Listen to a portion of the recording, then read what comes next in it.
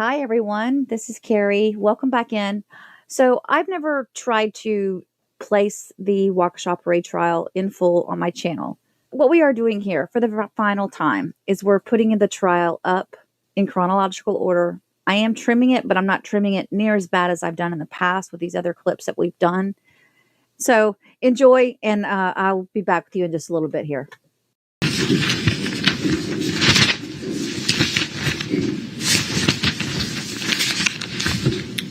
Your next witness, please. Your Honor, the state calls Kyle Jewell.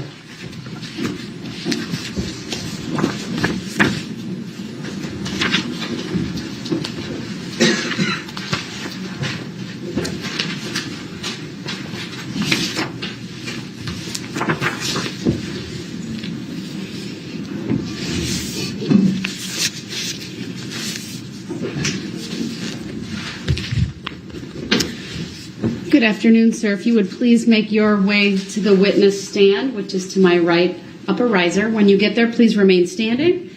Raise your right hand, and my clerk, Teresa, will swear you in.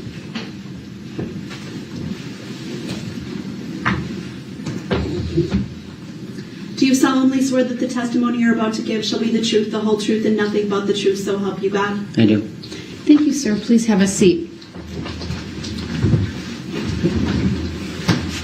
First thing I will have you do is to state your first and last names for the record and spell each.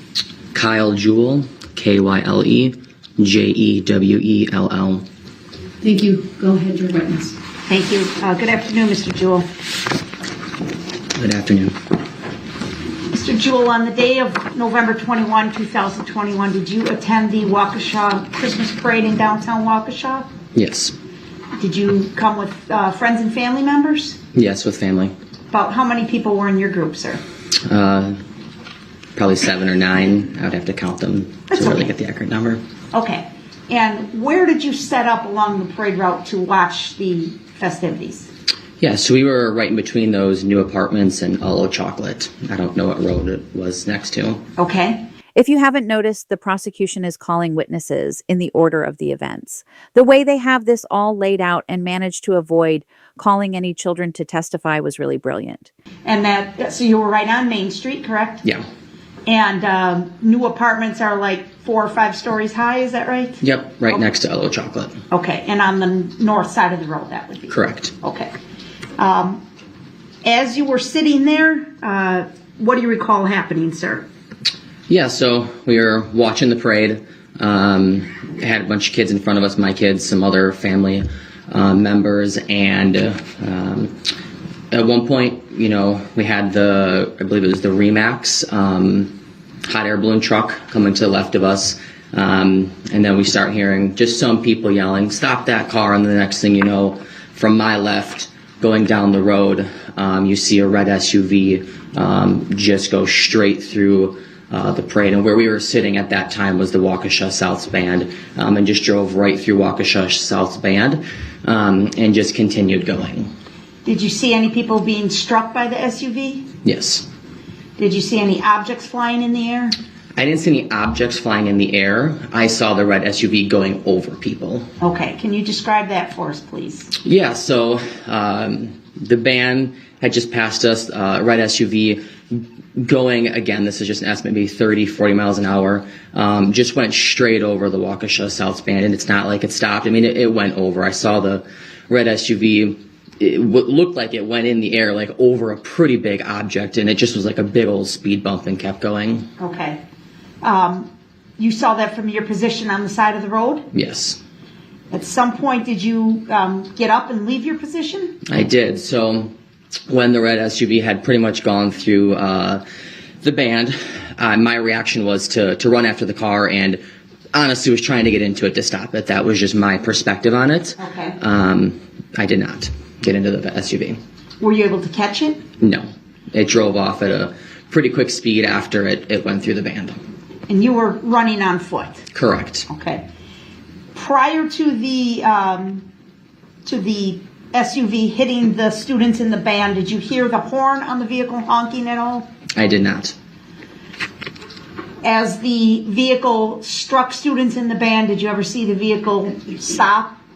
I did not. It would have slowed down a little bit as it hit people, but it did not slow down when it hit the van and then when it drove off. Okay. I'd like to put up exhibit number 25, please, for the witness. Go ahead.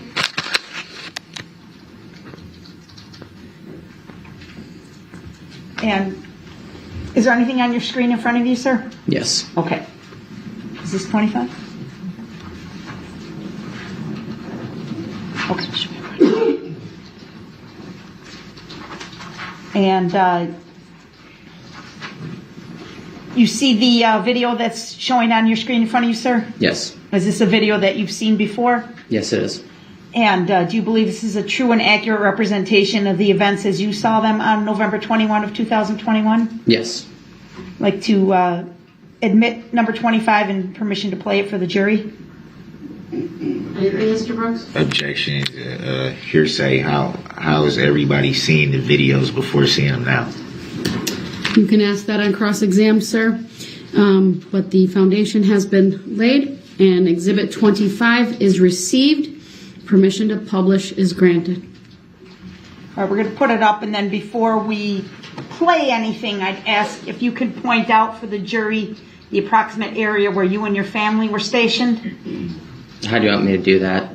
That's a touch screen in front of you. That's a good question. You can either circle or mark with an X, or there's a dot you can put there, whatever. Yeah. Just the general area where you were standing. Somewhere over here. Okay. And you remember seeing the parade approaching then from your left? Yes. I'm sorry, the band, excuse me. Yes. Okay. We're going to go ahead and play this with volume, please.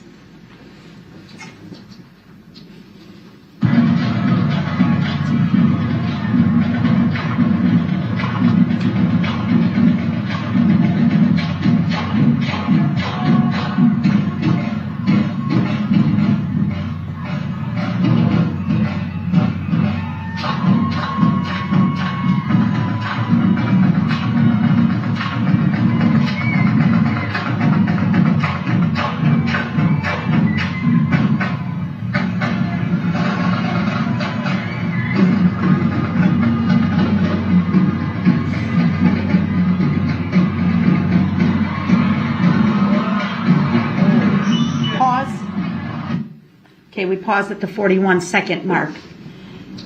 When do you first recall seeing that red SUV? Was it about this point, or was it back further? Pretty much right when it rounded the Remax van. Okay.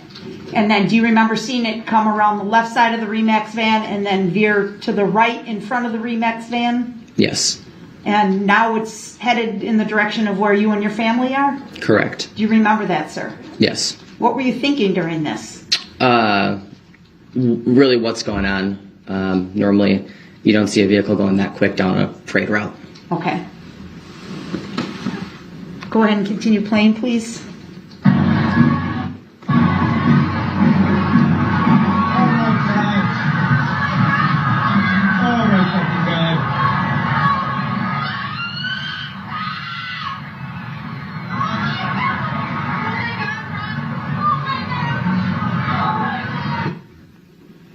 Okay, I'm going to we're going to play it again a little bit slower, and I want you to point out the point where you yourself get up and run after the red SUV, okay? Okay. Before you have him do that, for the record, how long is this video? Thank you, Judge. The video is exactly 1 minute in duration. Thank you. Go ahead. So play it at half speed, please. No sound, because with half speed, the sound is annoying.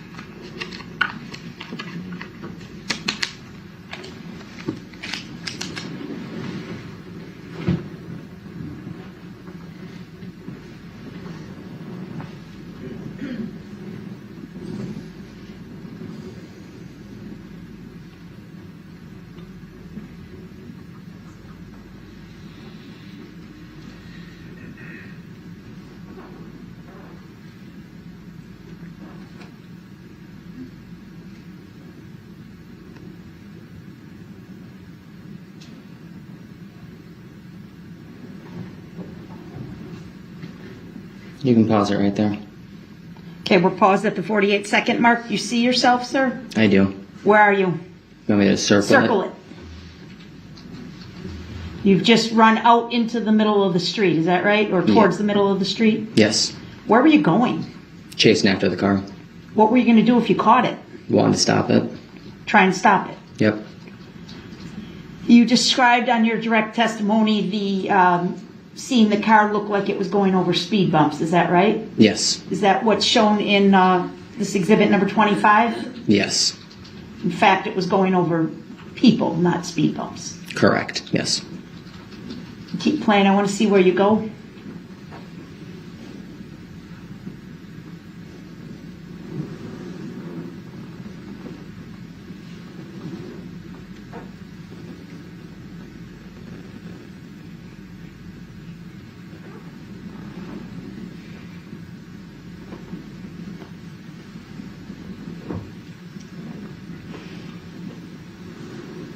And we played it to the end just for the record.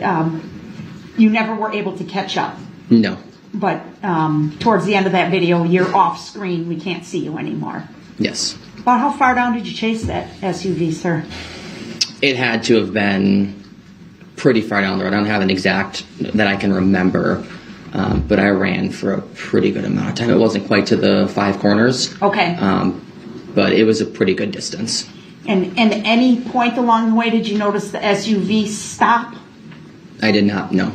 Did you see the driver of the SUV get out and check on any of the people that he had just run over? No. Did you get a good look at the driver? I didn't get a good look at the driver, no. Okay. That I can remember. Sure.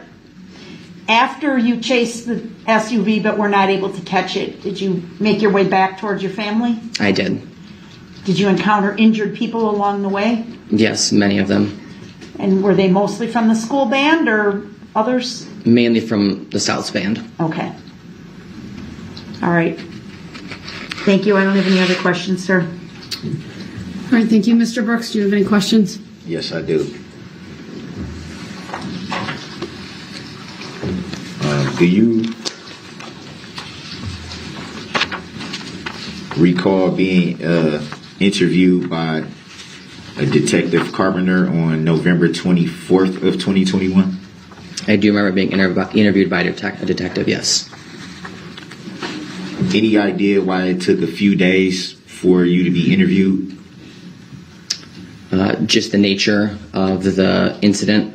I'm sure they had a lot to get through.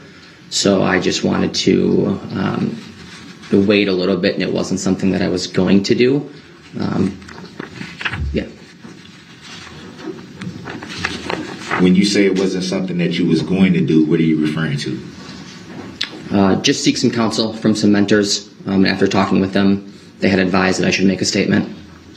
So it would be fair to say that you didn't intend on making a report? That is correct. Can you explain why? Just didn't feel comfortable with it.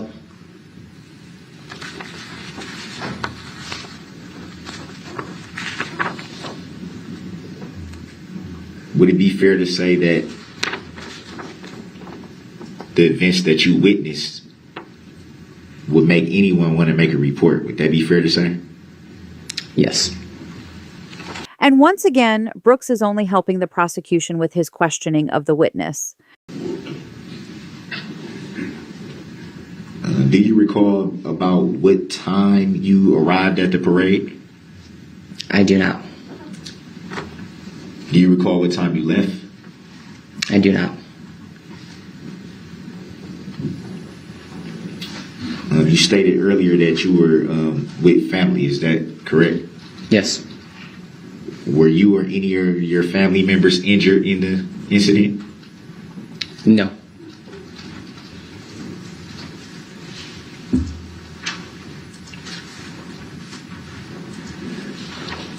I'm looking at the police report here.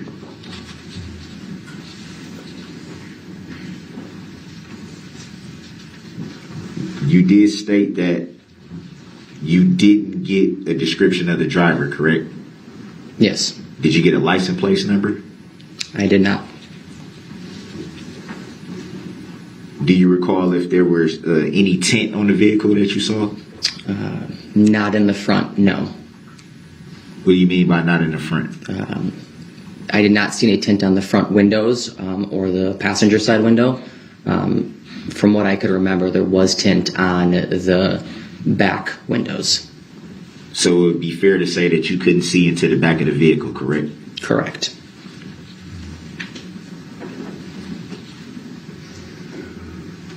Do you recall how many occupants were in the vehicle? Yes. Even though you couldn't see the entire inside of the vehicle? Yes.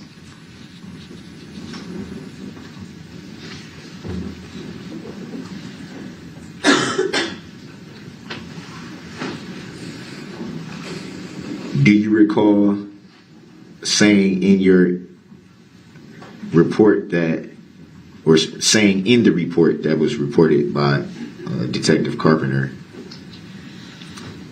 that, well, I'm going to read it what it says. He indicated that after the vehicle struck the south bend, he chased it and got to within approximately an arm's reach of the vehicle. Do you recall that? I do not. Any reason why that would be reported? A lot happening at that moment during that whole incident. It very well just could have been what I had thought, and it does go out of frame, so I can't exactly remember what happens once the video and myself goes out of frame. Do you recall being at arm's length from the vehicle? I cannot remember right now, no.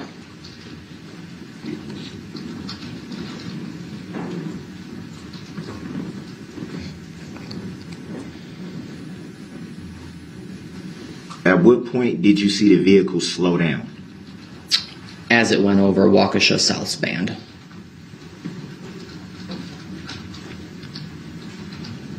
And what did the vehicle do after that? It sped up.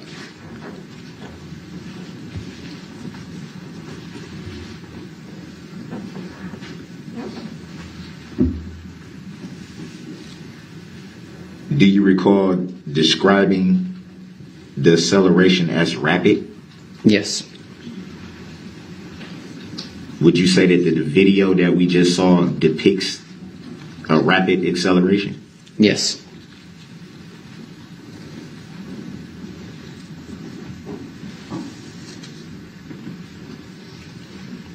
Do you recall stating that it seems as if the driver of the vehicle was hitting the gas as hard as he could? Yes. And how would you be able to tell that?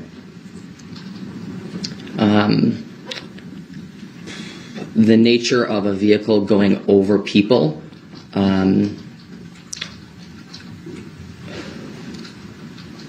you would think that the gas pedal would not be pushed as you're going over people. And as the car continued, the red SUV continued went over the Waukesha South Band and continued to accelerate. I could only imagine that the gas pedal was being pushed very hard after just going over people. So you were making an assumption. Would that be fair to say? I wouldn't say it was an assumption. Just from driving a vehicle, knowing what happens when you go over a large object, it typically slows the car down. And in order to speed it back up, the only thing that you can do is hit the gas pedal. You can hit the gas pedal, or would you hit the gas pedal as hard as you could? From what I remembered, it looked like the gas pedal was being hit hard. The vehicle accelerated very quickly. Would it be fair to say that you would have to be present in a vehicle to tell if the gas pedal was pushed hard, extremely hard, as you say? No. Or as hard as you could? No. You would be able to tell that from an outside observation? Yes.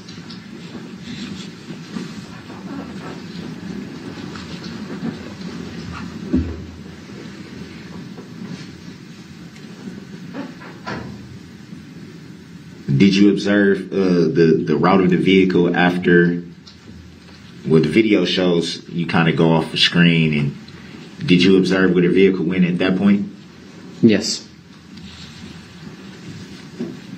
Did it continue straight, or Did it turn? Continue down the parade route. Do you recall about how far? No.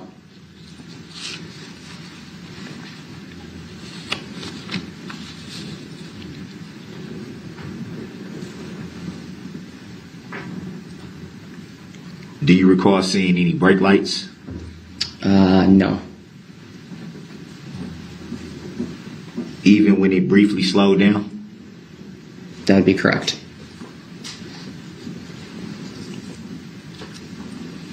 So would it be fair to say that in order to slow a vehicle down, you have to brake? Not necessarily. And what is the necessarily? Hitting something or going over something naturally will slow a vehicle down. So how far would you estimate that the vehicle was traveling before it slowed down? I can't remember that.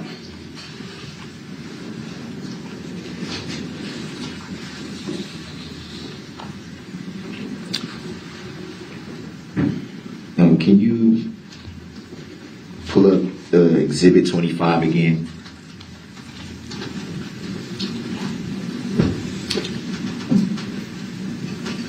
For the witness.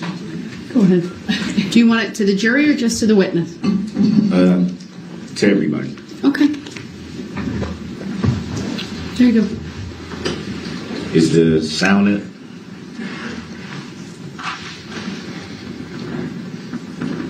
Do you want to play it all the way through? Can you play it from about 30 seconds?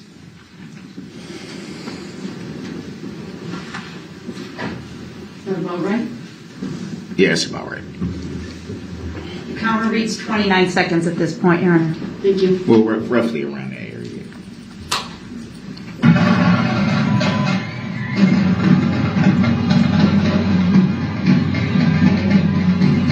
Pause right there. From your perspective, is the sound that you just heard, could that have been a horn? Could we replay it? Are you able to answer just based on what you heard? No. You did state that you didn't hear any horn, correct? Correct. It would be fair to say that it was pretty loud at that point in the parade, correct? Yeah. Do you think the noise would have impaired your hearing in any way at that point in time? No. So would it be fair to say that you would have been able to hear anything coming towards your area where you were sitting, or anything that was coming towards your area from the band, from the parade, rather? I don't understand your question. Would you have heard, if there was anything unusually loud or just loud enough, would you have heard it from where you were seated at?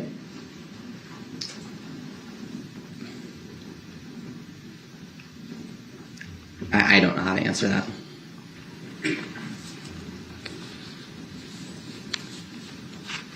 Is it possible that a horn could have been beat that you didn't hear? No, horns are pretty loud. It would have been heard. Even over all the noise of the parade and the band and the people and you would have been able to clearly hear? Yes.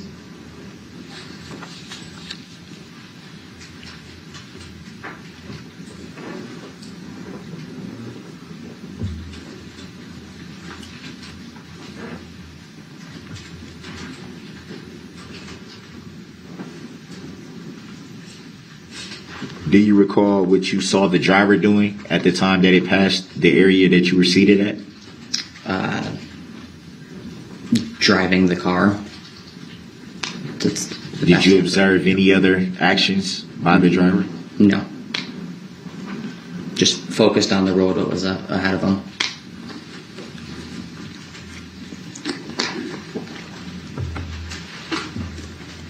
And there's nothing about the description that stood out to you or caught your eye that maybe you could recall? In regards to what? The description of the driver. I could tell there was one person in the car. I could see it. They were wearing some sort of hat or sweatshirt. That was about it.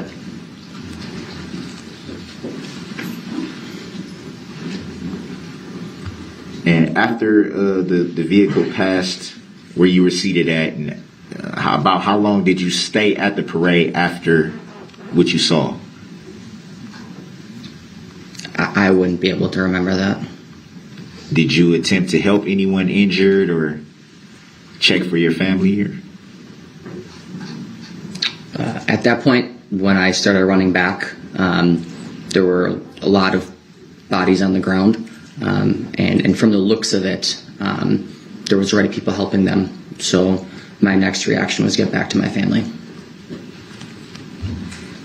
So with all the people that appeared to be injured, you didn't stop to render any aid to any one of them? Objection, argumentative, Your Honor. Grounds. Sustained. Next question, please.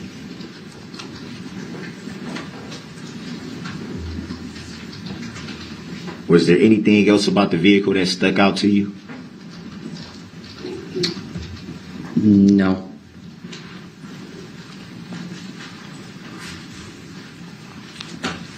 Did you see any news reports about the incident once you got your family home? I did not. Did you hear about it in the days after? Did you hear about anything related to the event in the days after? Leading up to your November 24th interview with Detective Carpenter? I'm sure I had saw general things. We really did not watch the TV too much. There was just a lot of emotional stuff that we were just working through. So it'd be fair to say you purposely didn't watch news reports Yes. that were related to the incident? We don't really watch news to begin with, but this just kind of made that a little bit more that we didn't turn the TV on, so we did not watch much news. So at any time, did you see any mug shot or any type of pictures related to the suspected driver? I did not know. At any time, do you recall hearing the name of the alleged defendant or suspect? At some point in time, yes, I did hear the name. Was that really quickly after the incident, or had it been some time that passed before you heard that? There was a little bit of time that had passed before I heard it.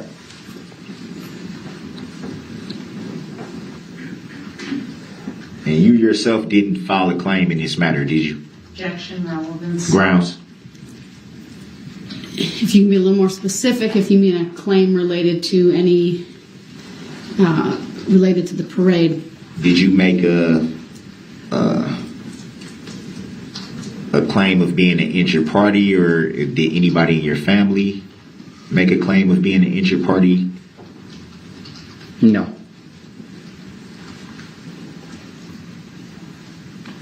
You made reference to seeing the Exhibit 25 video before your testimony today, correct? Could you say that again?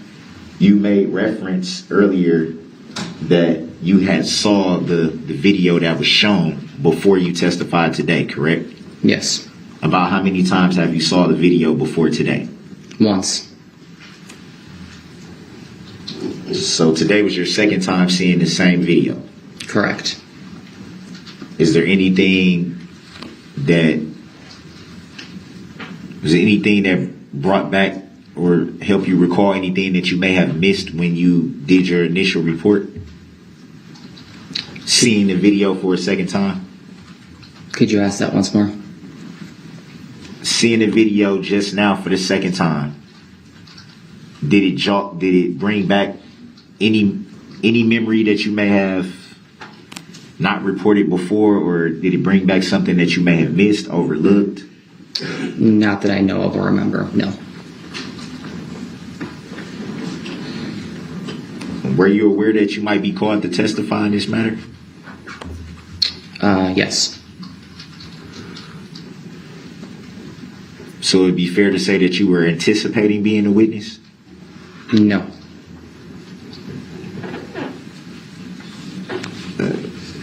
Whom were you contacted by about being a witness in this matter? I wouldn't know. The Waukesha District Attorney. Let the record reflect that the witness made a hand gesture towards the prosecution table. Yes. The record will so reflect. Thank you.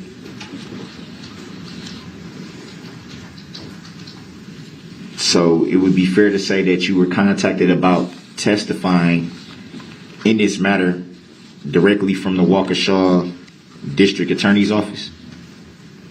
Yes. Do you know who the plaintiff is in this matter? Objection, irrelevant. Grounds? Not relevant. Sustained. Next question.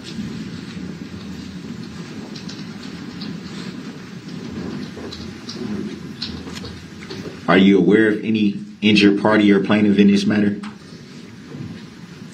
I am not. You are not? That's correct.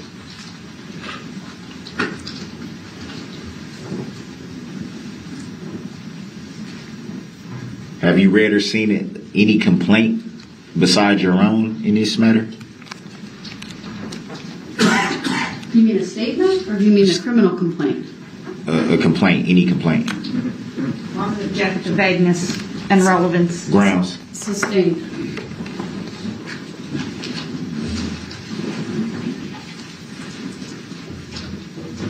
You can try to rephrase it if you would like. I'm sustaining it as to the form of the question, sir.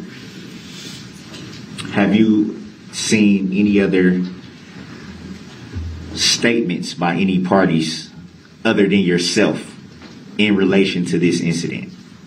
No. Are you the only person present from your family that made a statement or a report? Objection, relevance. Grounds? Overruled. His family was there.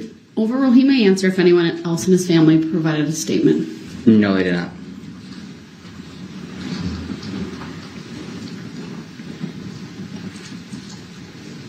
You stated earlier that it was difficult. Well, you stated that you don't really watch the news to begin with, but the incident made it more difficult to do that, correct? A little bit, yes. Would that be said of your family as well? Yes. So there was some type of impact. In regards to what? In regards to being present at the parade? Yes, there was a huge emotional impact on our family. Do you know of any reason why no one besides yourself made a report? Objection, argumentative. Grounds? Irrelevant. Sustained. Grounds? Next question.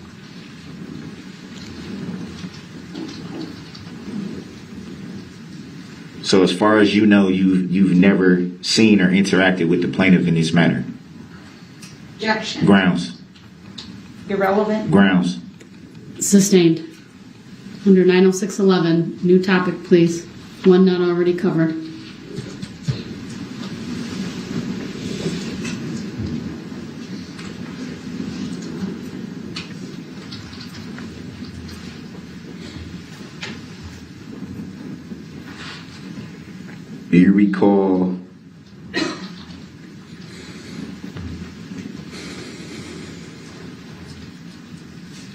Do you recall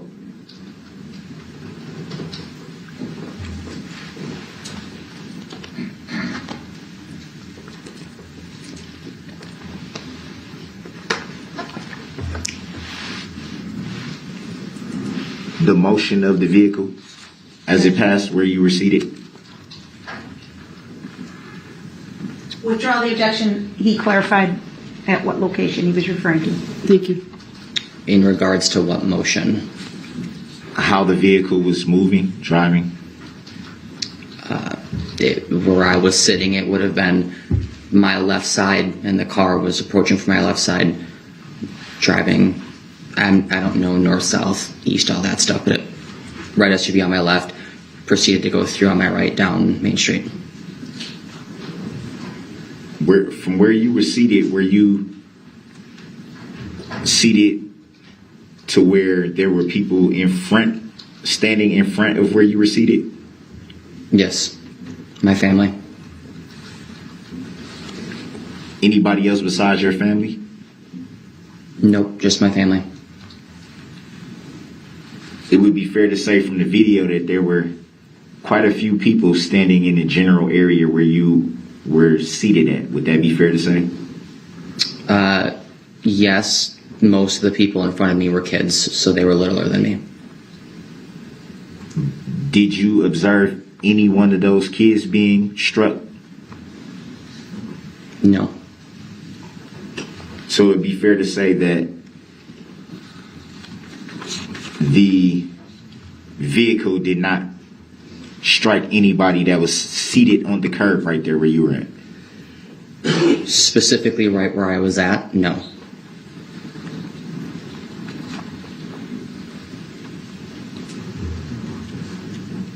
In your opinion, after observing people struck, in your opinion, how did the vehicle miss the people that were seated directly in front of you? Objection beyond Grounds. scope of Grounds. knowledge and irrelevant. Grounds. Mr. Brooks, let her state her objection without interruption. The objection is sustained. Next question.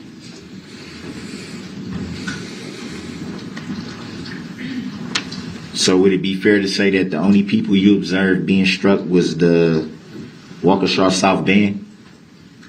Yes. He does this a few times throughout his cross of witnesses. It's as if he is trying to get them to say, oh, yes, he hurt others, but think of how many he didn't hurt. It's really weird to me. Approximately how many people would you say by estimate? Right now I can't remember. It would be a handful. Would it be fair to say that there were hundreds, even thousands of people present for the parade? Yes. And you have only observed a handful of people struck? Waukesha South's band is a pretty large band, and the red SUV went right through it. If I had to estimate 10, maybe 15, I wouldn't know the exact number that were struck by the SUV. Would it be fair to say that that number is fairly low to all the people that was in the area at the time? Objection argumentative, Your Honor. Grounds. Sustained as to the form of the question. Mr. Brooks, next question. Would it, next question or rephrase? No, I sustained it. You can ask your next question.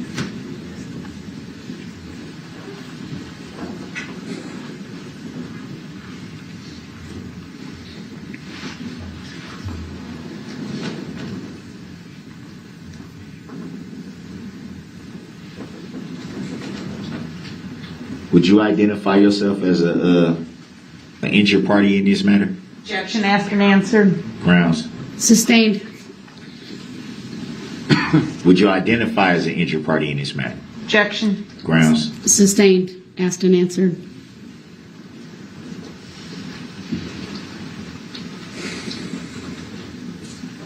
Mr. Brooks, under 90611, that was also not a question I would allow to be asked. So please move on.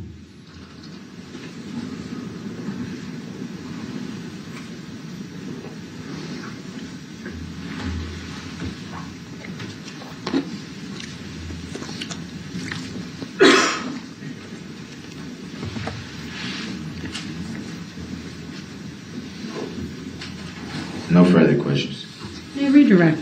Just very briefly, I'm going to ask the clerk to please turn the monitors back on. Exhibit 25. Mr. Brooks had previously asked this to be paused. It's paused at the 37-second mark. And I do not recognize that name, nor do I consent to being called by it. Your objection is noted. Go ahead, Attorney Opper. I'm going to ask Ms. Gussie to please continue playing it starting at the 37-second mark. And then I'm going to ask you to pause. Jason, what is the relevancy of it being played from the 37-second mark? Your objection's noted. It's overruled. Was that with or without sound? With sound is fine. Yes, please, sound. Go ahead.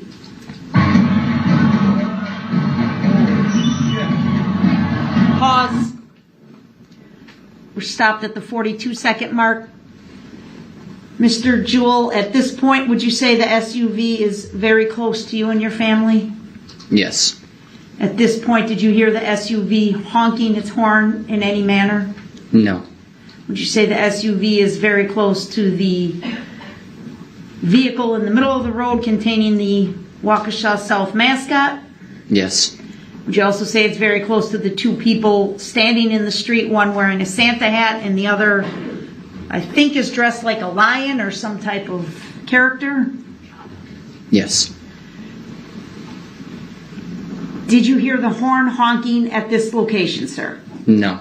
The band is already past you to your right down the street, correct? Yes. Was there any music being played from the Remax vehicle that you recall? Not that I remember, no. Just the hot air balloon? Correct. Okay. Thank you. Those are all my questions, and I'm stopping it at the 42-second mark, Your Honor. Thank you. Sir, you may step down. Could Mr. Jewell please be excused, Your Honor? He may.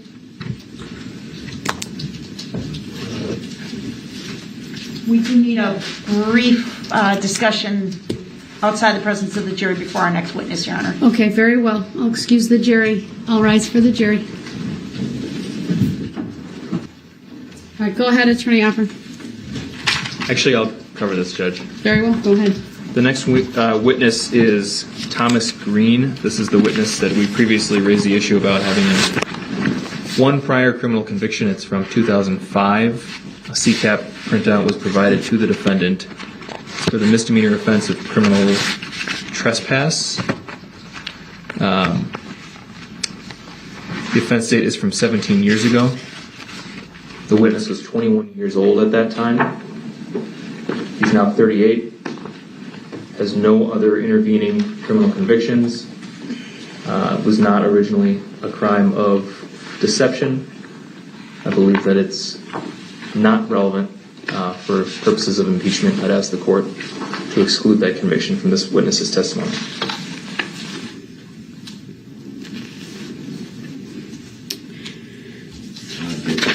Mr. Brooks, do you have a legal argument on that? Yes, I do. The main thing is this issue wasn't really discussed to this length until it was time for this witness to be called to the stand. Well, that's when I said I would take it up, is prior to that witness's testimony. I even gave you the statute that is at issue, and it's 906.09, impeachment by evidence of conviction of crime or adjudication of delinquency. Here's pull why. the statute book out, and it's in there. If you want to review it quickly, I'll give you an opportunity, but I do need to address this, and now is the proper time. 906.09.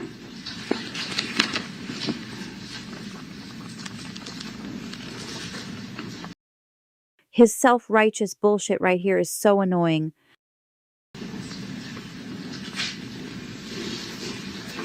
There's a general rule in sub 1 and the exclusions under sub 2 and the factors for the court to consider in evaluating whether to admit evidence of a prior conviction for the purpose of attacking a witness's truthful character.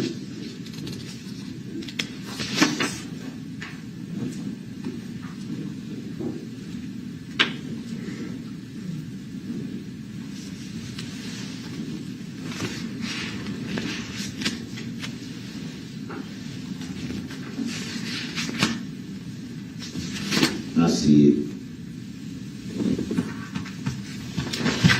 Before I have you address it, let me ask the state this. How long do you anticipate your direct examination to be? 10 minutes. All right. So someone we could and should be able to get through fairly quickly, Yes. both for direct and cross. All right. Go ahead, Mr. Brooks. What's your argument? I'm still. I wanted to make sure I heard what you said, so I stopped reading briefly.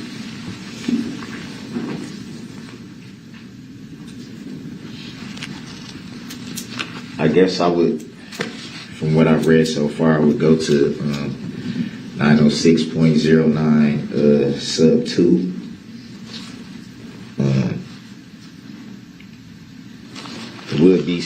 It would be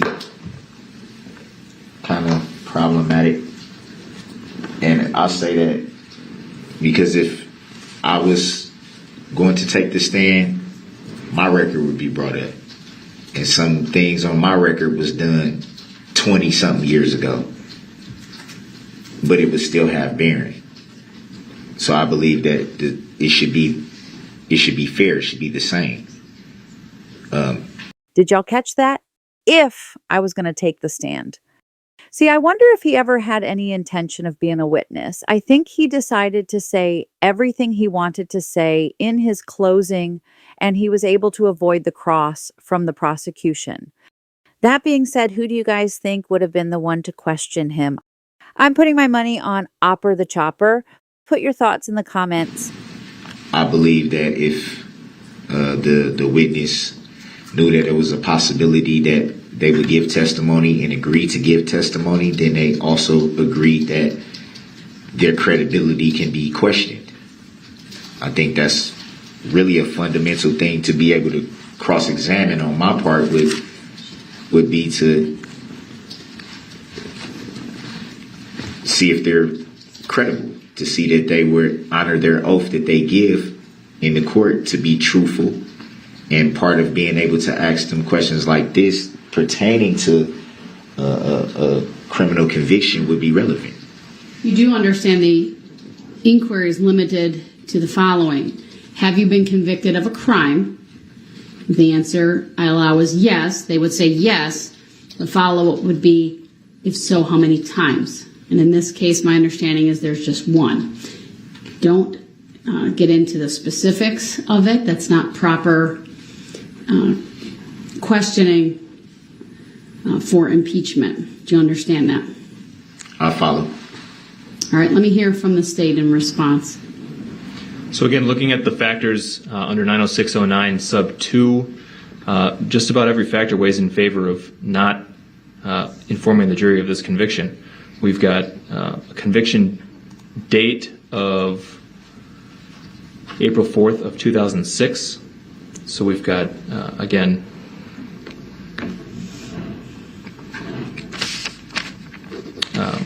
well over a decade before the conviction. We've got whether this witness was rehabilitated or pardoned. According to the CCAP records, there was a probation sentence and probation was discharged, so there's no indication that this witness was ever revoked from probation, and there's no re-offending evidence or any new cases or any new convictions. So that, again, that factor weighs in favor of not including this. Gravity of the crime, this is an entry into a locked building or construction site, contrary to 943.15 sub 1. So it's a misdemeanor offense. So that weighs in favor of not including it. It does not, on its face, involve any dishonesty or false statements by the witness. Frequency of the conviction, again, it's just the one.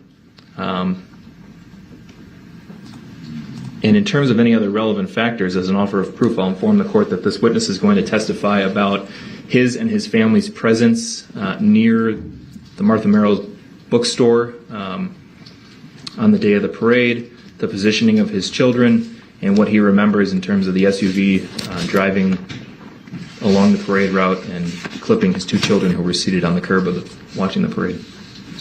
There's two videos of the driving conduct in question. They are not, they're not as clear as some of the videos we showed with the band. In fact, one of them is the video we showed with the band, and you can see spectators sitting on the side of the road. But in terms of impeaching the witness, I think Mr. Brooks should be fine just relying on the videos in asking the witness about that. I object still.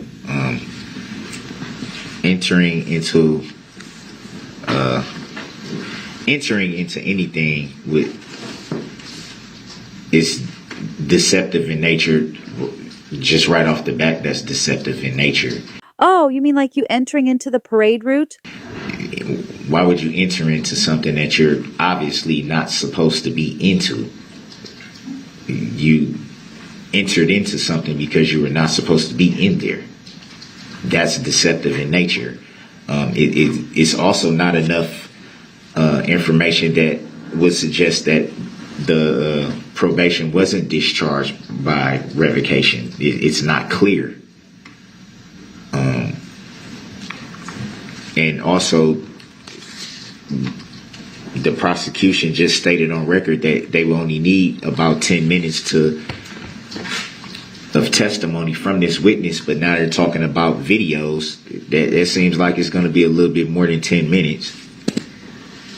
I feel that I should be able to at least question the credibility of this witness at the very minimum. Well, you would be able to question the credibility just through cross-examination, but let me get to the heart of this issue. And the general rule is as follows. For the purpose of attacking character for truthfulness, a witness may be asked whether the witness has ever been convicted of a crime or adjudicated delinquent, and the number of such convictions or adjudications. If the witness's answers are consistent with the previous determination of the court under sub 3, then no further inquiry may be made unless it is for the purpose of rehabilitating the witness's character for truthfulness. The sub 2 then of this statute talks about exclusion. It says evidence of a conviction of a crime or an adjudication of delinquency may be excluded if its probative value is substantially outweighed by the danger of unfair prejudice. Factors for a court to consider in evaluating whether to admit evidence of prior convictions for the purpose of attacking a witness's truthful character include the lapse of time since the conviction, the rehabilitation or pardon of the person convicted, the gravity of the crime, the involvement of dishonesty or false statement in the crime, the frequency of the convictions, and any other relevant factors. So as I consider all of that, I would include in the any other relevant factors that this is a witness that has been brought to testify by the state against the accused. This conviction is for a misdemeanor offense of criminal.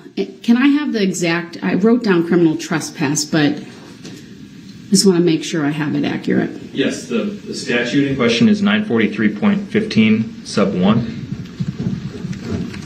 and it's listed on CCAP as an entry into/onto building/construction site/room. All right, so a version of criminal trespass. All right. Apparently, the particular witness, this was 17 plus years ago. The witness was 21 years of age, was sentenced to probation. Nothing on the record before this court suggests that probation was revoked. I'm not aware of any reoffending, meaning that's the only conviction for this witness. This is a witness in this case who will apparently testify about where he was seated with his family in relation to the driving of the red SUV through the parade in front of Martha Merrill Bookstore. So clearly relevant to the case and the charges at hand. He was 21 years old. It was his only offense. Unlike Brooks, who was a career criminal under bond violation and murdering 6 people, I really see no comparison here. When looking at whether evidence of a conviction of a crime may be excluded, and specifically in this case, if its probative value is substantially outweighed by the danger of unfair prejudice. I think sometimes we skip over that part of the statute, which is the standard this court must look at, not just the factors, but whether in light of those factors, is the probative value substantially outweighed by the danger of unfair prejudice. As I commented on earlier, the nature of the inquiry is very limited. It's, have you been convicted of a crime? Yes or no? And then how many times? And in that case, it would be, in this case, it would be 1. In light of that, and the other factor that I noted, even though there's some factors that I could say would warrant exclusion, I think it's best to err on the side of caution, as we sometimes say, and allow the witness to be questioned about this prior conviction under the statute, and that is the very limited inquiry of have you been convicted of a crime? The answer should be yes, and then how many times? 1. And that's it. Mr. Brooks, you may ask a single follow-up on that is it true you've been convicted of 1 crime? But we're not going to spend a lot of time on that. That's going to be my caveat to all of this. You cannot ask repeated questions of this witness about that.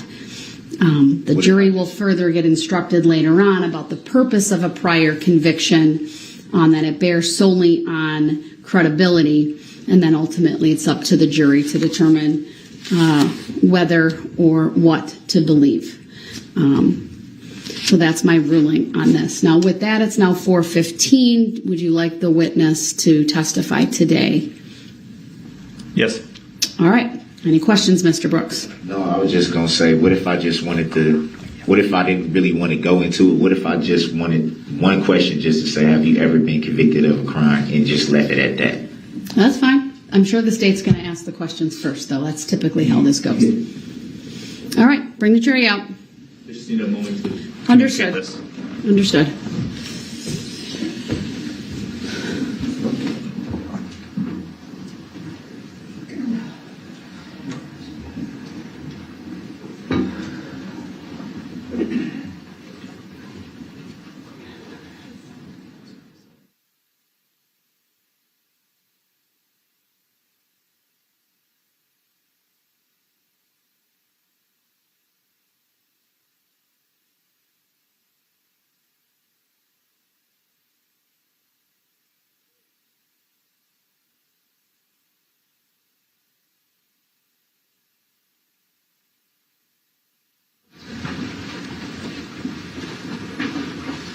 Thank you, everyone. Please be seated. And Rick Howe, you may call your next witness.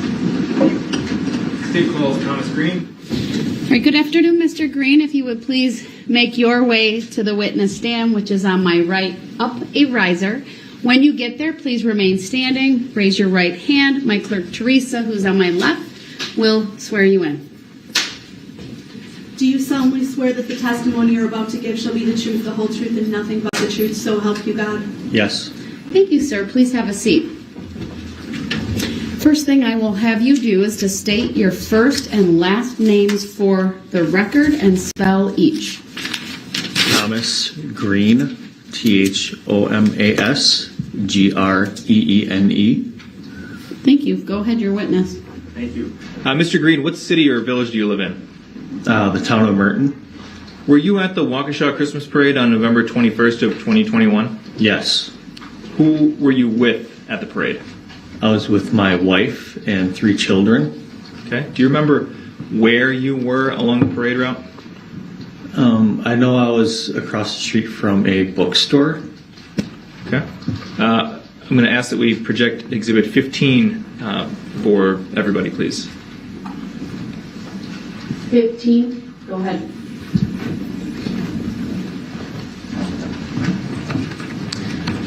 And could we zoom in on the middle of the screen there?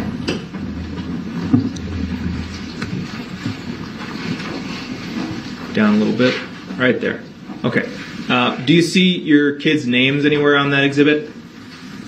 Yes, I do. Could you? That's a touch screen in front of you. Could you circle them for me? Okay. Do you see the line connecting those names to an orange star? Yes, I do. And then can we zoom out one click, please?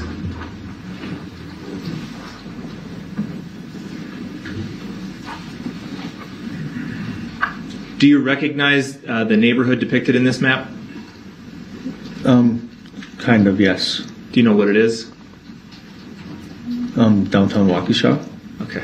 Does that orange star with the line to your kids' names, does that accurately reflect where you were positioned along the parade route? Yes. Could we next pull up exhibit number 29, just for the witness? Go ahead.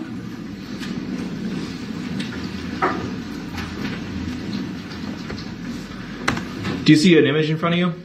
Yes. Okay, can you describe for us what we're looking at? We were looking at a intersection where me, my wife, and my kids were sitting during the parade. Does this accurately depict the intersection minus all the people as it was set up on the afternoon of November 21st, 2021? Yes. Move Exhibit 29 into evidence and ask for permission to publish. Objection. Overruled. Exhibit 29 is received. Permission to publish is granted.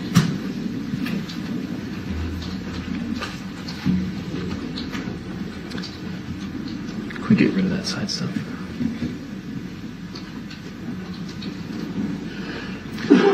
Could you use the touchscreen in front of you to draw a circle or an oval around the area where you and your family were standing?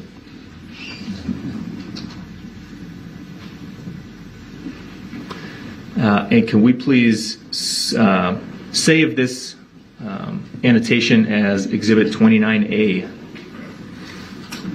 And I would move that into the record, please. 29A will be saved and ultimately printed, and then it's received as well. We could take that down then.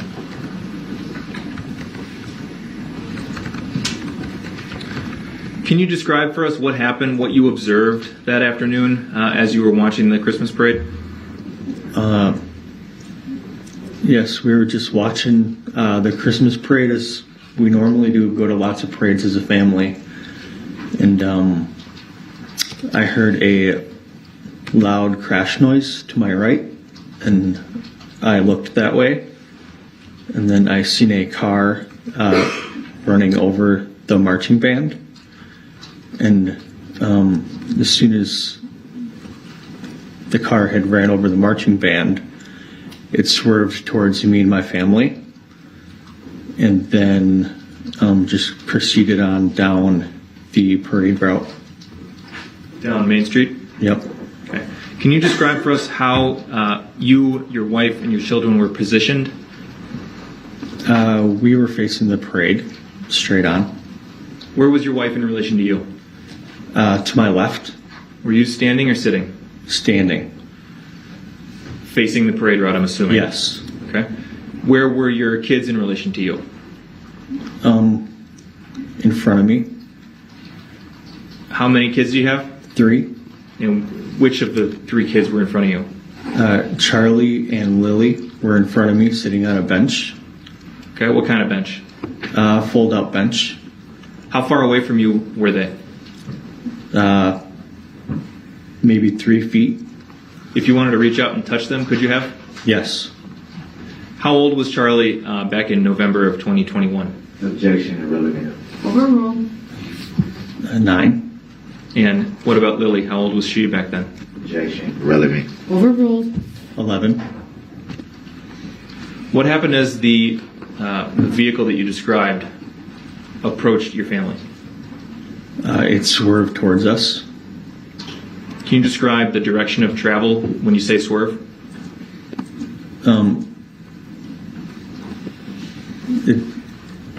Like cardinal direction. Or even left and right, however you can describe it. I mean, we were. Witness.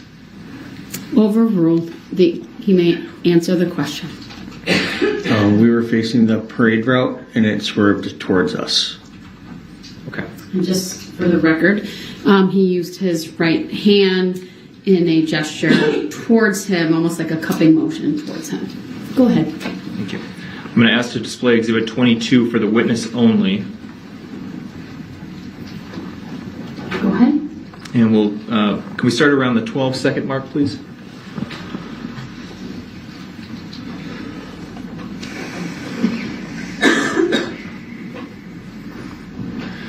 I'm just going to play a few seconds for you to see if you can identify what's happening in the video, okay? So we'll, let's turn this, make sure the sound's off. It is. All right, let's play from 11 seconds.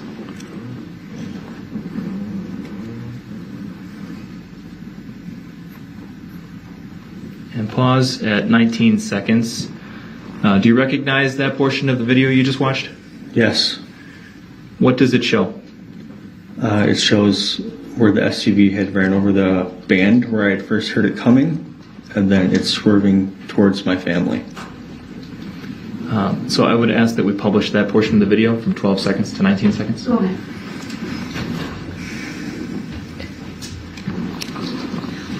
And Let's play that at a reduced speed of about 50%, please. No sound.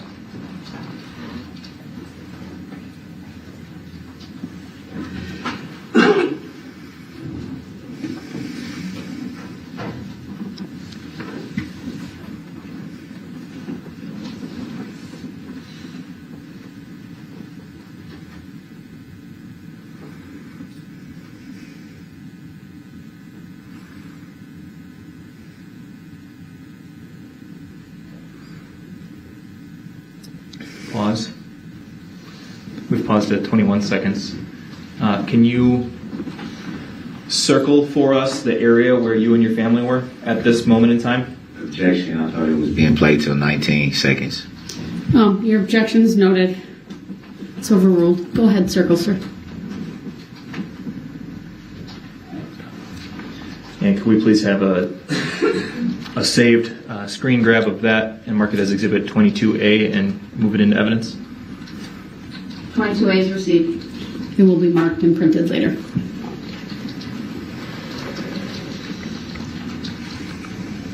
Could we show for the witness only Exhibit 27, please?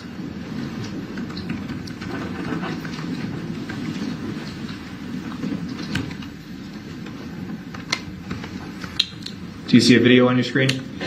Yes. Okay, we're gonna play a few seconds and let you recognize it.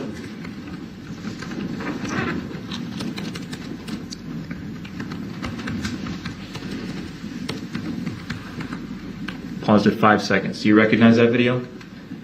Yes. What does it show? Looks like the SUV right after it ran into my kids. Is that video an accurate depiction of how you saw the events unfold that afternoon? Yes. Move Exhibit 27 into evidence and ask to publish. Objection. Hearsay. Exhibit 27 is received, permission to publish is granted. We'll play this once all the way through. It's 16 seconds. There's no audio.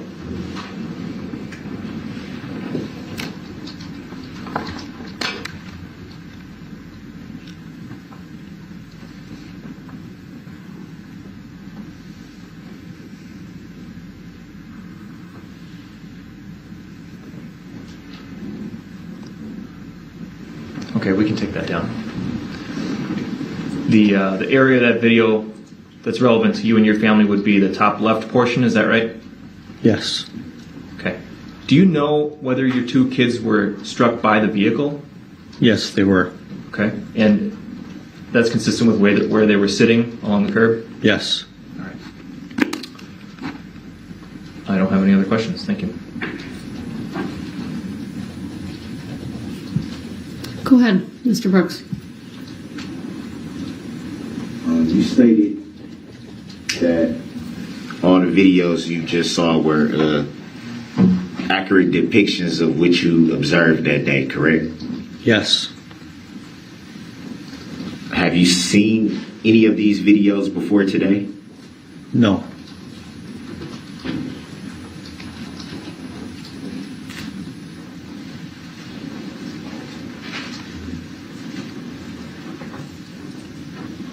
So today's your first time seeing any of this footage?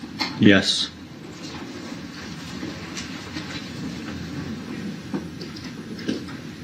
Mr. Greene, have you ever been convicted of a crime? Yes.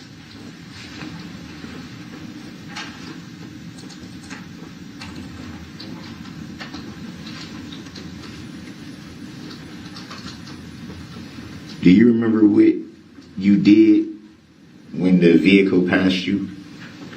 Yes. You state for the record what you did immediately following the vehicle passing you? I ran to see if my kids were okay. You stated that your wife was standing to your left. Do you recall what she did? No, I don't. Do you recall checking to see if your wife was okay? No, I don't.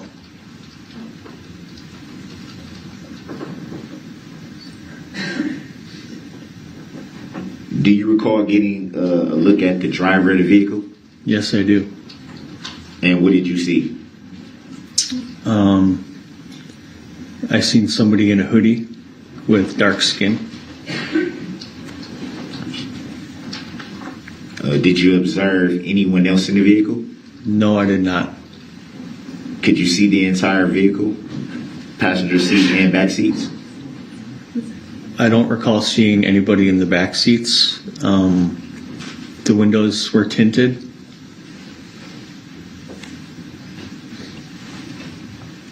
So it would be fair to say if there was somebody seated in the back, you wouldn't have seen them. I couldn't say. Did you get a license plate number of the vehicle? No, I did not.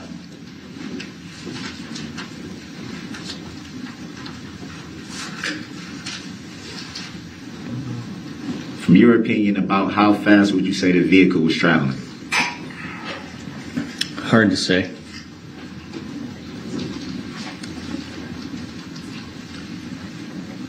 After the vehicle passed you, did you observe it strike anyone else? No, I did not. Were you injured during the incident in any way? No, I was not. Was your wife injured in any way during the incident? No, she was not. Just to throw in some perspective really quick, this witness is face to face for the first time with the man who hurt his children. What would you do?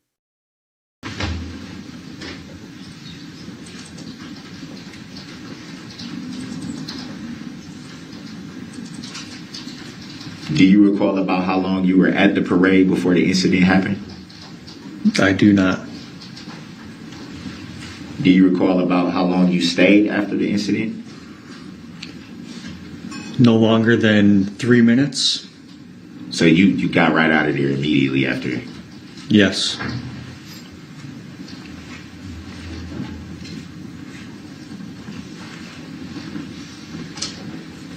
Do you recall making a report of what happened at the incident? No.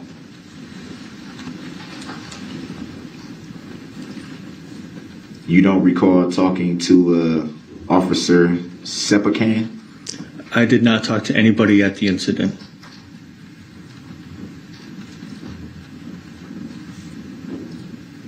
You don't recall making any police report to what happened? Not at the incident, no. In the days following the incident, did you make any report? Yes, I did. Do you recall who the officer was that you reported the incident to? No, I do not.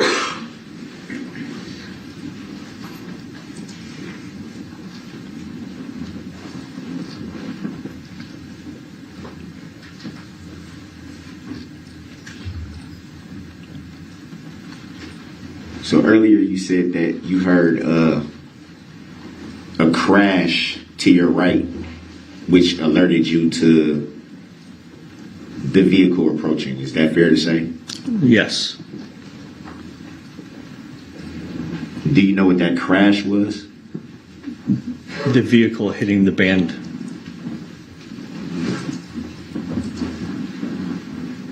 So before you heard that crash, you wasn't alerted to the presence of a vehicle approaching? No, I was not. Would it be fair to say that it was really loud during the parade at that time? Yes.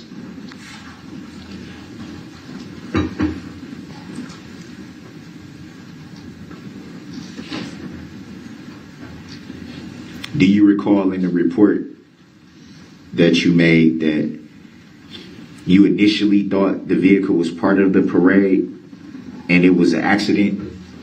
Yes. So it's fair to say from when you first saw the vehicle approaching that that's what you thought? Yes.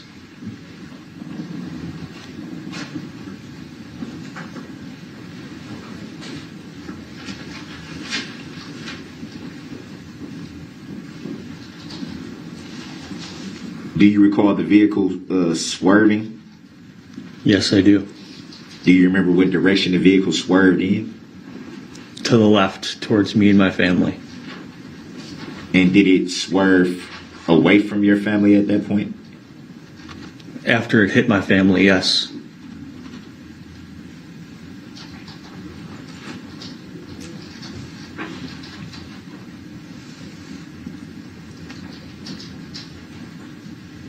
Do you remember stating that you were not sure if the people being run over were part of the parade or guests watching the parade? I do not recall making that statement, no.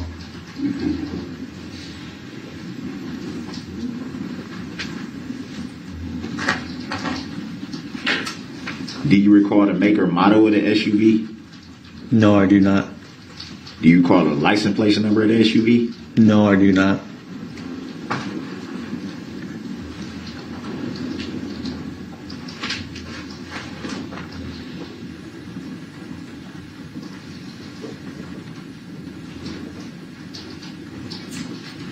Do you remember stating that when you saw the SUV coming, you froze? Yes. And do you remember saying that you stared directly at it as it was driving towards you? Yes. And you didn't get an accurate description of the driver?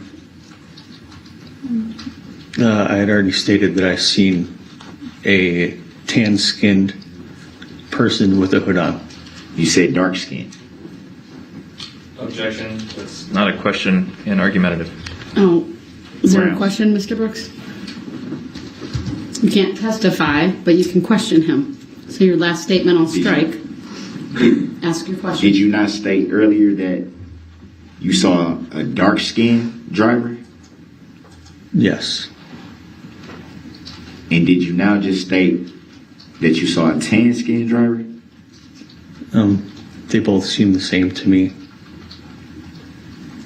Would that be yes? Yes. Thank you. So from your perspective, dark skin and tan skin is the same? Objection. Grounds. Argumentative. Next question. You can rephrase. What would you consider to be dark skin? Objection. Grounds. Overruled. You may answer. It's hard to say.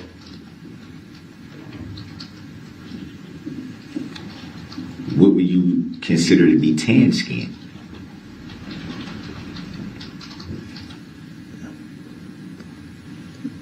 Darker than Caucasian, I guess. Would it be fair to say that there is different types of shades of color to people? Would that be fair to say? Yes. He answered the question. His answer may stand.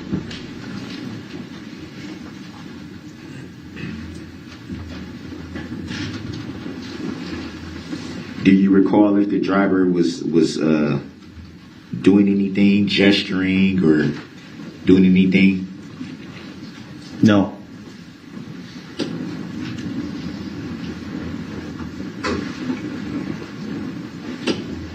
Do you recall hearing gunshots? No. Any idea why that would be in the report? Objection. Grounds. Foundation.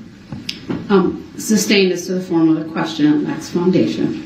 Do you recall stating that, well, let me read from the report. Thomas stated they heard gunshots and he picked up Charles and they ran back to their vehicle. Do you recall making that statement? I recall an officer coming down the street yelling gunshots fired.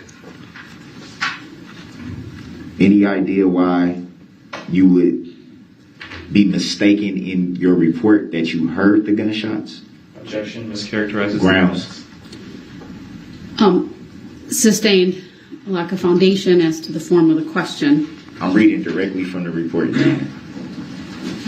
Directly from the report.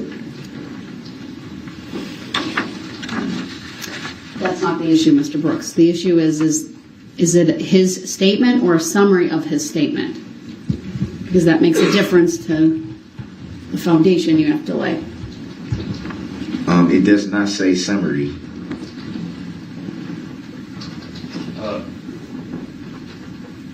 I'll object if that was a question for the witness. If it was an argument with the court, I'll withdraw that objection. I believe it was a statement to the court.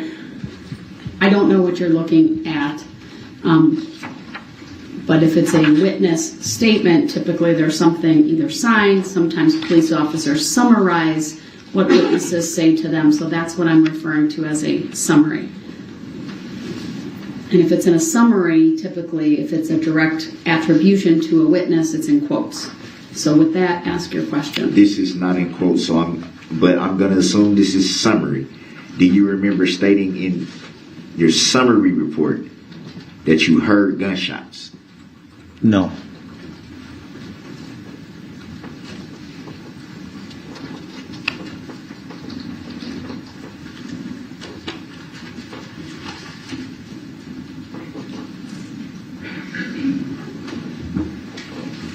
Do you recall if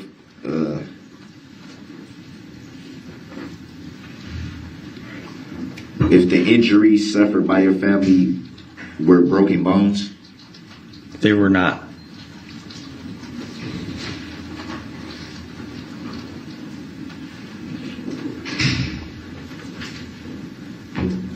So were they bruises? Yes.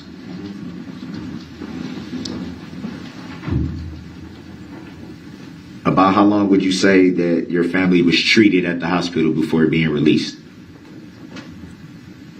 Hard to say. Was it a significant amount of time, a few hours? A few hours, yes. But to your recollection, they were treated and then released? Yes.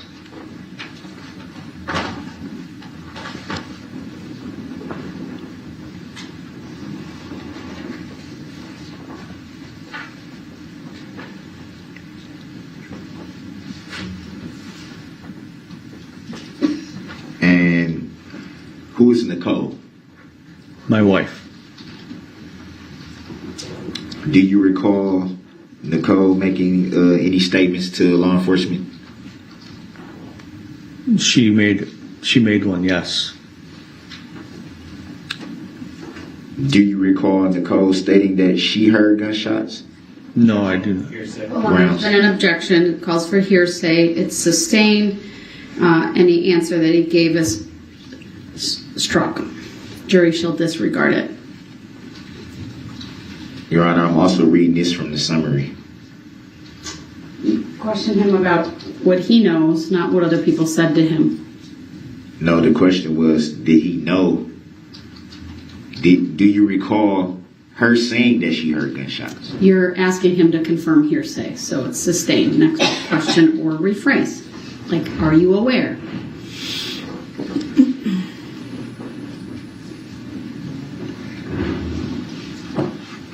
Are you aware if she heard gunshots or not? I'm not aware. Him asking about gunshots always confused me, but I guess if you were to try a disgusting crawl into the mind of Darrell Brooks, he may have been trying to sway the jury to believe that he was driving erratically through the parade because shots were being fired at him. However, everyone knows, and the jury was clearly shown that the shots were not fired until after he ran over all of those people and was headed out of the parade route. Is it fair to say that right after that you ran straight to your vehicle? Right after what? Right after the incident. There was a slight delay. And what was that delay? Seeing if our kids were okay. And then from that, straight to the vehicle. After the officer came running down the street saying shots fired, we picked up our kids and ran. So you decided to leave after you heard the officer saying shots fired, or because of the incident at the parade? After the officer said shots fired. So would it be fair to say that you weren't initially inclined to leave because of the incident, but because of the shots fired? Objection. Grounds. Overruled. He may answer. And then move on. Could you repeat the question, please? Would it be fair to say that you were prompted to leave because of the shots fired and not the incident that happened at the parade? I don't really understand what you're asking. What prompted you to leave? When the officer said shots fired.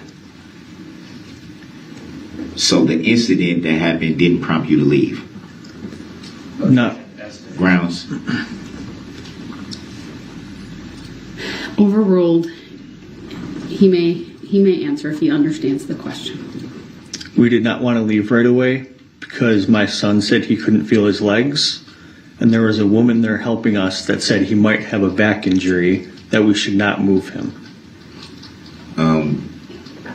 To your recollection, was that woman a nurse or a medical professional? I don't know. Would it be fair to say that she was making an assumption? I don't know. Do you recall the woman's name? No, I don't.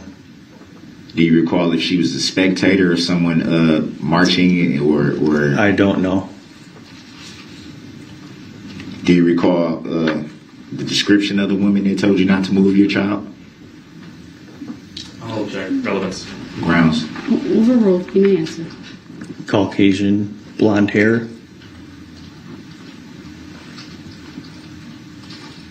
So it'd be fair to say she seemed pretty concerned. Very concerned.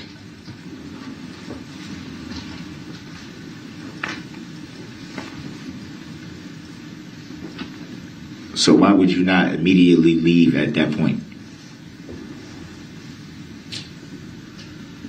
Because I didn't know if he had a back injury or what the extent of his injuries were. And if it was a spinal injury, I didn't want to pick him up. Did you try to make a call for medical attention at that point? I did not. And what prompted you not to seek medical attention if you had an assumption that the injuries could be severe? This all happened within about a 2-second time frame.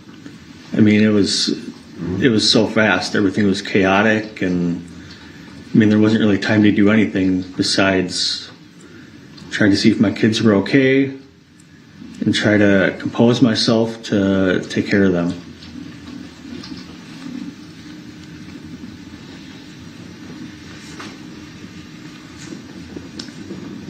So it would be fair to say that you were pretty much like just frozen. You didn't know what to do and how to go about doing it. Yes. Do you recall your wife trying to call for medical attention? No. Do you recall anyone that you were standing next to or in front of attempting to call medical attention? No.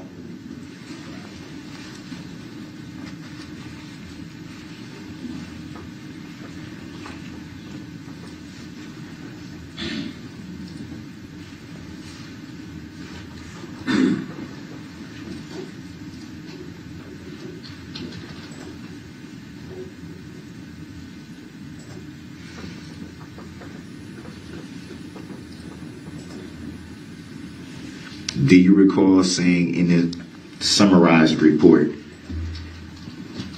this statement? Thomas stated Charles was laying on his back and had blacked out.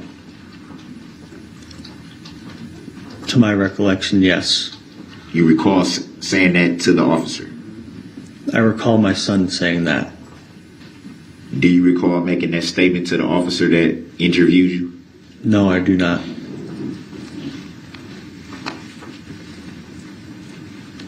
Would it be fair to say that that is in the report because you may have said that to the officer? Yes. But you don't recall? I do not.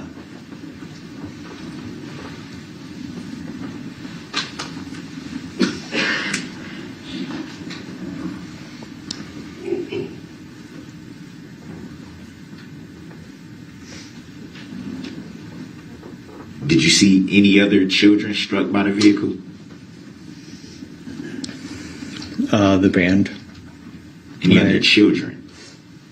Small children? Small children. No, I do not. But you do recall small children being present, correct? Yes. No further questions. Can you redirect? Thank you. You testified on cross-examination that you initially thought the vehicle was part of the parade and that it was an accident. Do you recall giving that testimony?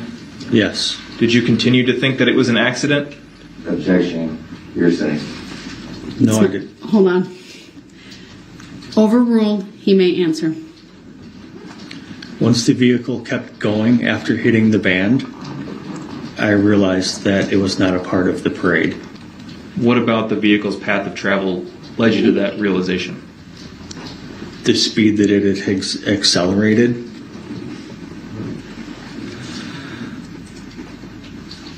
You recall testifying on cross-examination that you don't recall the make and model or license plate number of the SUV? Remember saying Yes. that? How many SUVs or vehicles in general did you see striking people during the parade route? Objection. Irrelevant. Overruled. Just the one. And you testified that you'd been convicted of a crime in the past. How many times? Once. You testified a little bit about the injuries that your two kids sustained. You had a third child with you at the parade, is that right? Yes. And was that third child injured in any way? She was not. Okay. Speaking about the two kids who were, do you recall in general what their injuries were? My son had nerve damage to his knees, and my daughter just had severe bruising. Do you know what part of their bodies, respectively, were struck? My son was struck in the knees, and my daughter was struck in her hand. Do you remember if it was the right knee or both knees, or the left knee? It was both knees. Oh, hold on. Objection is overruled. He may answer. Can you repeat your answer? Both knees. And what about your daughter? Which hand? Right hand. And they were sitting facing the parade route? Yes. So what direction would the SUV have traveled from their perspective? Right to left or left to right or something different? Right to left. Okay.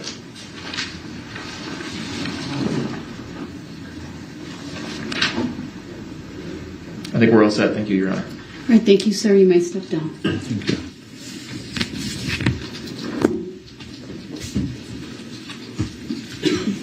And Your Honor, may we please excuse this witness? You may.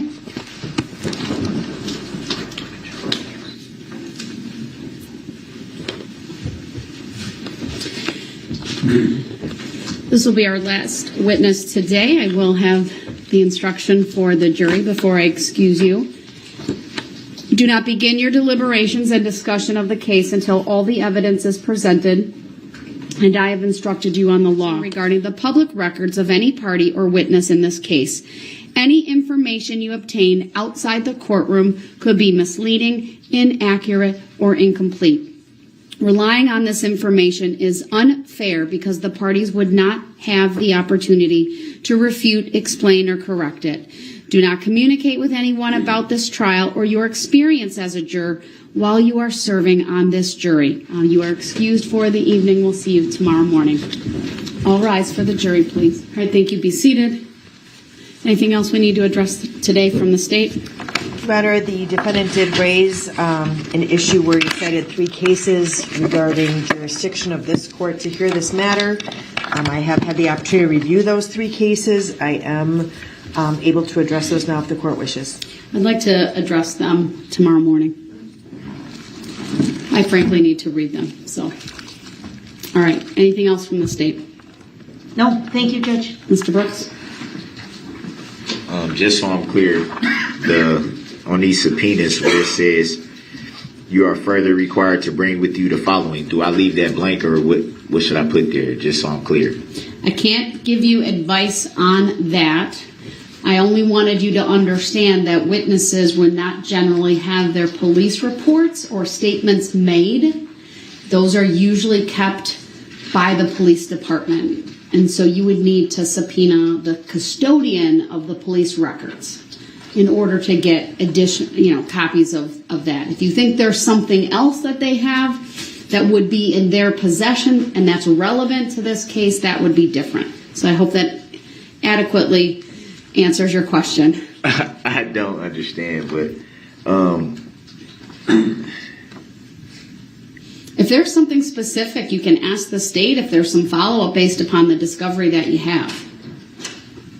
But you should have everyone's statements. I guess the only thing I was so should I bring your statement? I mean, I don't know that they would have it. What I'm telling you is you should have every statement in that box, or you should subpoena the custodian of the police records, or ask the state if you think you're missing something. I'm clearly missing something. I don't know what to put right there. That's the best I can do for you, sir. I can only review them for completeness. The state referenced an objection based upon their review of them. So whether you put that information in or not, that's up to you. Would it be sufficient to just put You can leave it blank also, correct, Your Honor? Yeah, you don't have to fill it in. It can be left blank. If I'm not answering that correct, I don't want you to think you have to put something there. Yeah, that was my impression. You know, usually when you're Got it. It's the same thing with a job application. You're not supposed to leave nothing blank. Okay, let me answer it this way, because I was not tracking with that one.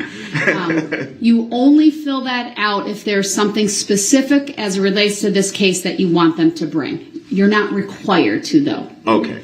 There's a subpoena, and there's what's called a subpoena ducis tecum, which means bring something with. If you just want them to come to court and testify, it's just a plain old subpoena. So hopefully that helps. That is clarification. All right. I'll address the other issue tomorrow morning. I'll give you some time while you're sitting here to get the subpoenas all filled out so that the state can look at that and start working on getting them served, with the exception of the one that they indicated was out of state, okay? Anything else from you then tonight, Mr. Brooks? That would be it. All right. Thank you, everyone. We are in recess.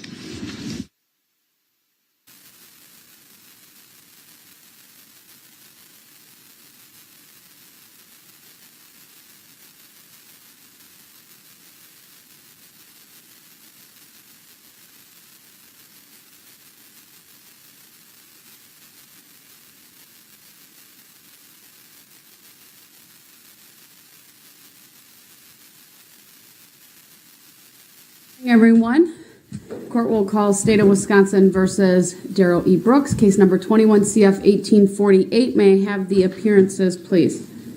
Yes, good morning, Judge Sue Apper, Leslie Basie, and Zach Witchow appearing for the State of Wisconsin. Good morning, sir. Please state your name for the record. I'm here as a third-party intervener in that matter, appearing as authorized representative for my client. I accept for value and return for value all of the charging instruments in this matter and make my exemption available for discharge of all obligations and charges connected with this case. I do not dispute any of the facts in these charging instruments, and I do not consent to or agree to being called that man, Your Honor.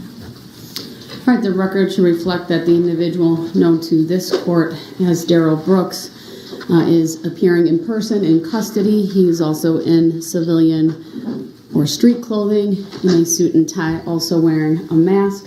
Mr. Brooks, I know today you're also not wearing headsets. I just want to make a record. Yesterday, they were offered to you, even charged. The different charging unit was provided. I did not see you wearing the headset at any point in time. And from my perspective, given your either legal arguments made, comments to the court, or questioning of witnesses that you were able to hear.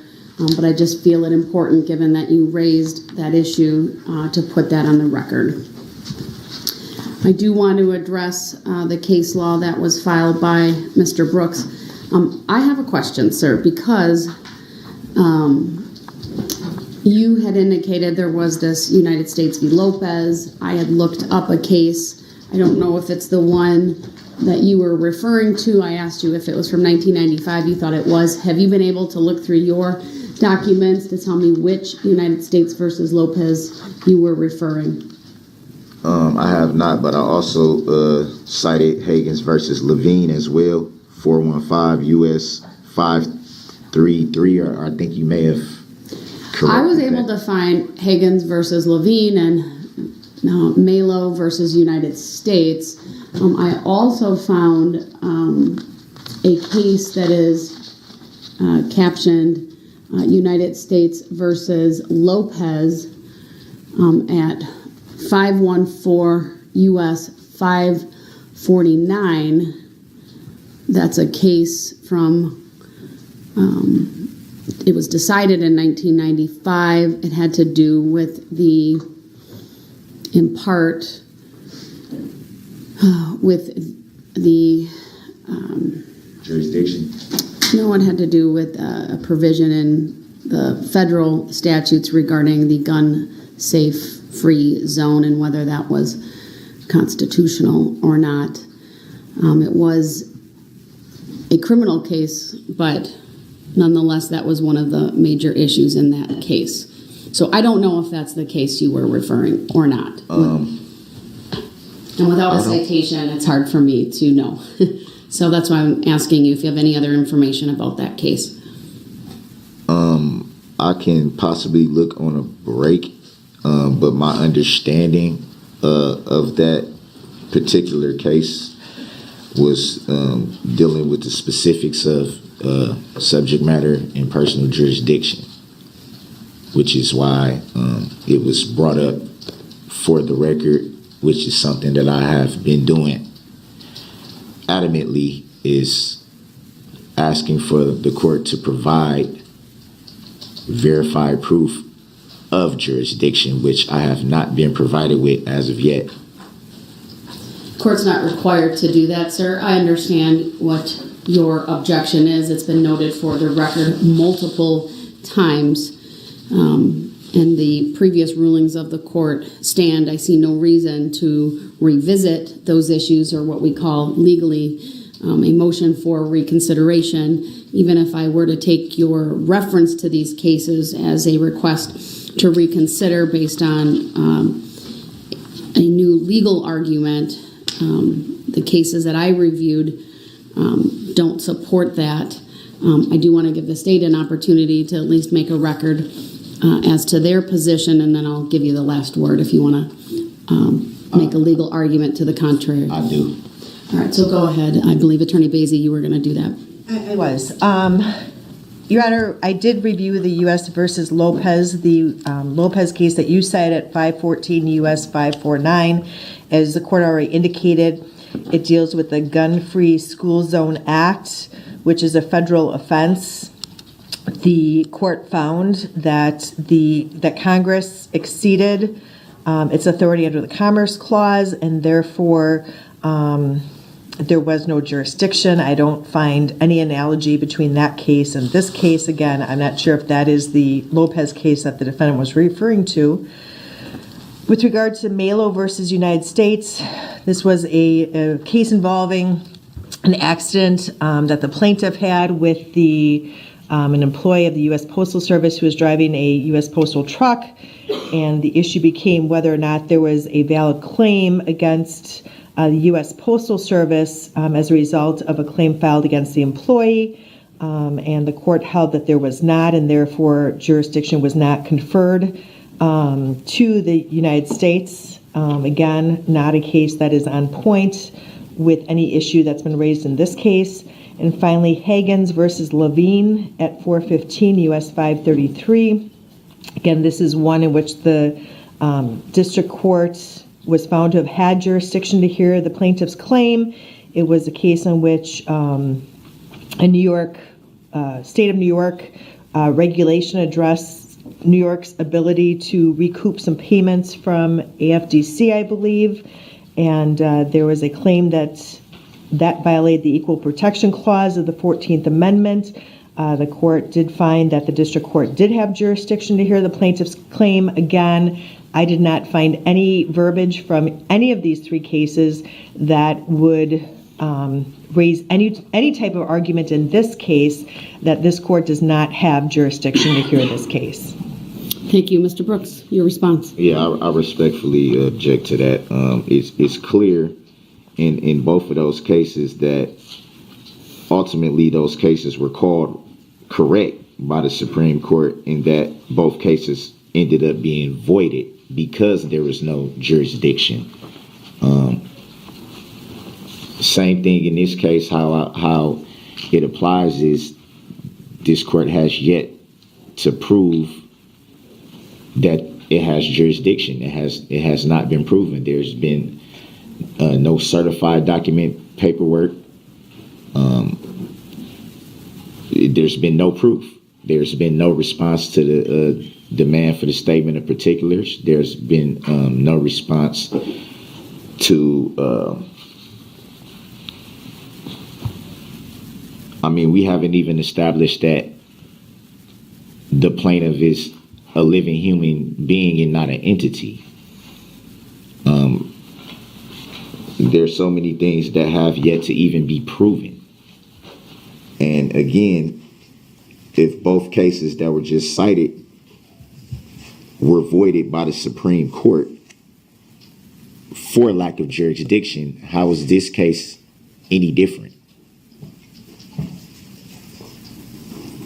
Thank you for your arguments, sir. First of all, the Hagens and the Melo decisions, or Melo, these were civil lawsuits. They weren't criminal cases at all. They dealt with the issue of a federal question or federal claims and jurisdiction in the district court for those particular cases.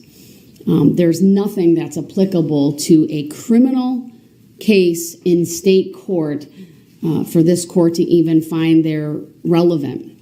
They may be case law, maybe law as it relates to that, but they're not relevant to the proceedings in this case. In the Melo decision, for example, that had to do with a lack of jurisdiction because the plaintiff had failed to exhaust administrative remedies. That's not something that's applicable here. And so in that case, the court did not have jurisdiction. In the Hagens case, again, it had to do with a federal claim and jurisdiction related to that, and not criminal charges brought by a state against a individual. The Lopez decision, while a criminal case, dealt with a federal law and whether the district court had jurisdiction. In Lopez, the U.S. Supreme Court struck down a federal statute that had made an offense criminal, and because of that, there was no jurisdiction. There have been no similar arguments made in this case at all. The arguments that you raise related to the Bill of Particulars, related to those types of issues have all been debunked throughout the ages in the courts of the United States of America, both in state court and in federal court. And I direct your attention once again to United States versus Benaby, 654 F. 3rd 753. It's a 2011 decision from the 7th Circuit that is very on point as to the arguments that you are raising. So there's no requirement for this court to do what you are asking or demanding it to do. And for all of those reasons, this court will deny your request to dismiss, deny your request for the demand for particulars, even going back to one of the filings from the 3rd, dealing with your demand for a verified statement, your notice of special appearance. I mean, all of those things have been noted on the record, but to the extent that the court needs to respond to any of those, once again, your demands and requests and objections are either overruled or denied, as the case may be. For the record, Your Honor, may I respectfully request a legal reconsideration for your ruling? No, I just went through my reasoning, sir. So without you meeting the standard under a motion for reconsideration under Section 806.07, that request is summarily denied without any further argument. All right, with that... For the record, may I request a legal or factual basis for your ruling, as you just cited, Your Honor? I just provided the legal basis, sir. You just cited a case law from United States versus Benaby, correct? My reasoning stands. The record before you and on the record speaks for itself. I'm not going to address this any further. Your objections are noted. Respectfully, Your Honor, may I ask for a written judicial finding of facts and conclusion of law on this matter? You may request. That request is denied. For the record, may I respectfully move for an interlocutory declaratory appeal on this matter, Your Honor? That is not an issue this court would address. That would be for an appellate court, sir. For the record, may I move to stay these proceedings until this instant matter is adjudicated by a court of competent jurisdiction? That request is denied. This is a court of competent jurisdiction. Based and on we'll what? Proceed. Based on what law or fact, Your Honor? All right, Mr. Brooks, your objections are noted. I want to keep moving forward today. May I respectfully object to that, Your Honor, based on the fact that you cited something that was a federal law, and then the cases that you went over in the challenge of jurisdiction were all dealing with federal guidelines. This court's not going to explain the law to you, sir.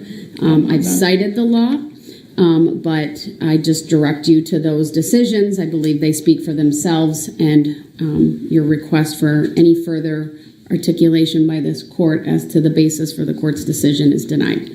May I respectfully object, Your Honor, and still ask for verified proof of... Mr. Brooks, I've already addressed that. The request is denied. All right, moving on. Can the state... I'm moving on, Mr. Brooks. Thank you. Your objections are noted. Attorney Opper, I'd like to address the issue... Object, Your Honor. Your objections noted. I would like to address the issue of the subpoenas that were turned over to the state. If you could just make a record on that. Yes, thank you. We have received the subpoenas that were provided by Mr. Brooks. I believe there were 12 in total. We are endeavoring to have all the individuals properly served, and we will assist in arranging their appearance here in the courtroom at the appropriate time, with the exception of that one individual who we believe has relocated to the state of Texas. There are no other concerns that the state has at this point in getting those subpoenas served and getting these people here. I do want to advise the court that one of the witnesses on Mr. Brooks' subpoena list does need a Spanish interpreter. And that also reminds me to update the court on our progress in that regard. For the state's case, we believe if we would need a Spanish interpreter, and it's still unknown to us, or uncertain, I should say, it'd be later tomorrow morning, like probably after the morning break or even after lunch. We could call these witnesses out of order if we had to. So if you want to just say possibly 1 p.m. tomorrow, we could certainly work around that. And then when we get to Mr. Brooks' case, one of his witnesses will need an interpreter as well. We'll try and help the court keep track of that as well. Have you been in contact with the individual at the clerk's office that assists with making arrangements for the interpreter, since it is the court's responsibility to do that, but it's your request? I know my assistant had spoken to someone in the clerk's office. I think it was last week. I don't know if there's been any recent contact, but I will ask her to do that today. Well, I know I saw one of our interpreters yesterday, and I don't know if that's because of those arrangements or not. And I don't see that person here today, but... Yeah, I saw him also. I think he just came in to observe for a while. Okay. Can you tell me the name of the witness for Mr. Brooks that needs an interpreter? Juan Marquez, Marquez.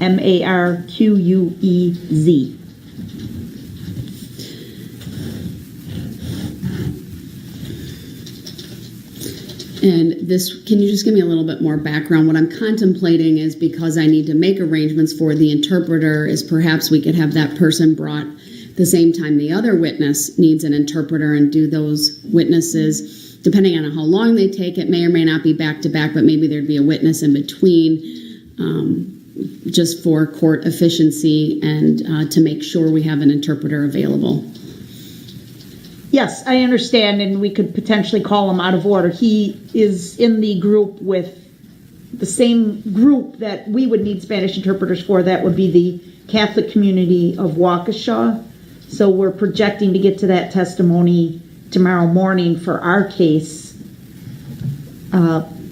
As we sit here right now, Judge, we don't think we're going to need an interpreter, but we want to reserve that right should the need arise. And Mr. Marquez was on our witness list. However, we had made a preliminary decision that we would not be calling him as a witness. So he's generally familiar with the court proceedings, and he knows he may be called to testify. So it would be tomorrow morning, and yes, maybe we just want to say 1 o'clock tomorrow afternoon. The interpreter's here for whatever witness needs them, and we call Mr. Marquez out of order. It wouldn't be a great switch for the jury because we'll already have been dealing with those facts tomorrow morning. When do you think you'll know whether you will need an interpreter? Is that for a witness or for someone in attendance? Yeah, no, it's after our first two witnesses as it relates to the Catholic community. We believe we can establish all the elements we need through those witnesses. But if for some reason we could not, then we would have to call some of the Spanish-speaking people. We would be prepared to go on with other witnesses, and then we may have to circle back if need be. But we understand we want to be efficient, and we don't want to have downtime in the courtroom. So, all right, thank you. I'm contemplating, Mr. Brooks, that since the witness you want is part of that group, and there's a possibility that they will need an interpreter. If that's the situation, then I'm going to require that Mr. Marquez be produced at that point for questioning. You'll be questioning him first since it would be your witness, but I want to make wise use of our resource as it relates to the interpreter. It can be challenging to schedule interpreters, especially on a last-minute basis. I know the clerk's office has been working with the DA's office based upon the request that was received. The latest information I have, before I get back to you, Mr. Brooks, is that Kevin from the clerk's office has made a call, but it was not returned. So perhaps you can have your assistant, that was last week, follow up just to make sure we're all on the same page. Sure. Thank you. All right, Mr. Brooks, any questions about what I've advised you about the interpreter? Does that change your decision at all to call the witness? It doesn't change me wanting to call the witness, and I want to state for the record that I object to being called that name. I'm a living and breathing human being. I do have questions, though. You're well aware that once we went off the record yesterday, I stayed to complete all of the subpoenas. I'm aware of that. There were initially 13, and I believe I turned in 12 because the prosecution stated that maybe one of them had relocated, but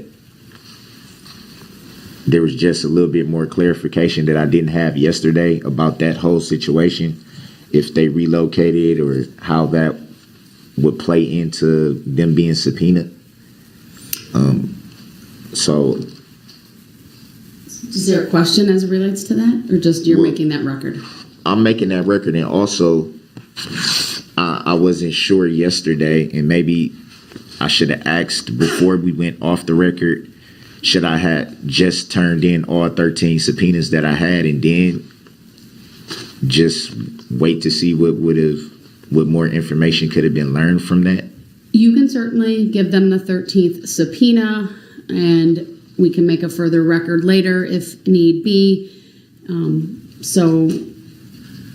And we'll go from there. I mean, obviously, as officers of the court, they're telling me that they have this information about a witness being out of state. There's a different procedure for obtaining a witness that is from out of state, including that the person calling that witness needs to make the travel arrangements, and that's in the rules of procedure. So,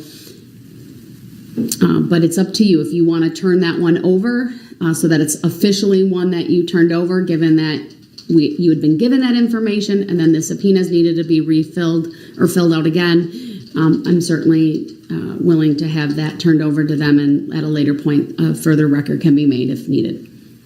If in the event that takes place, would it be the same procedure, me having to stay after, or how would it work from that point? Because I would essentially say it would make more sense to just fill them out all together and file them together, so everything is just together. It makes it easier. Fill out the one. Just the one? Yes. Do you need another form? I have another form. All right. Do you have a copy of the first time you filled it out, so you have some of that information readily at your fingertips? I believe I do. I don't want to say I'm 100% sure. I would have to do some minimal looking through all the paperwork. If not, I have the first batch of subpoenas on my table in my chambers, and I can bring that out. I'm pretty sure if it's not in the paperwork that's in front of me, it's in one of these boxes, which, as you see, is a lot of paperwork. I'm positive that it's there. I would just have to. Well, let me know on a break. Like I said, I have it readily available and certainly can give it back to you to look at. All right. What about did you hear me advise you about the interpreter and making arrangements and potentially calling your witness out of order because of that? Yeah, I think that was pretty clear. Okay, good. Just want you to be prepared for the possibility that tomorrow you may need to call that witness, or the witness will be made available and you may need to question that witness tomorrow. So I just want you to be prepared for that. So that should be the first witness called?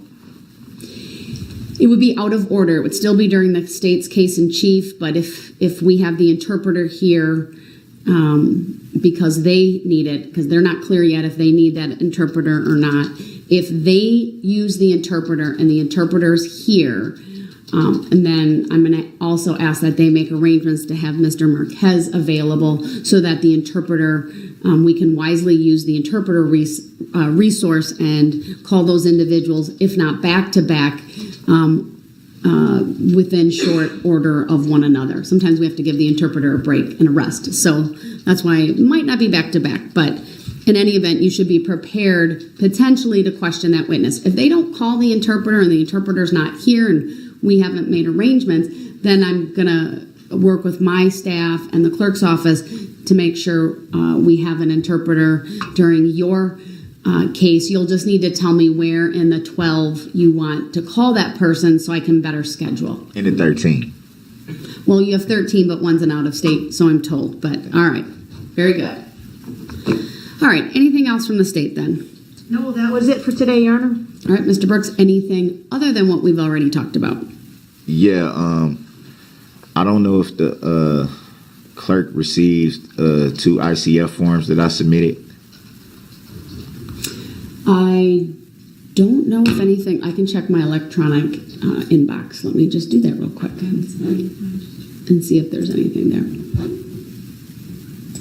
Well, one of the ICFs we just addressed, that would be the one that I filled out last night, coming back from the proceedings yesterday. We just addressed that. That was dealing with the subpoenas. Okay.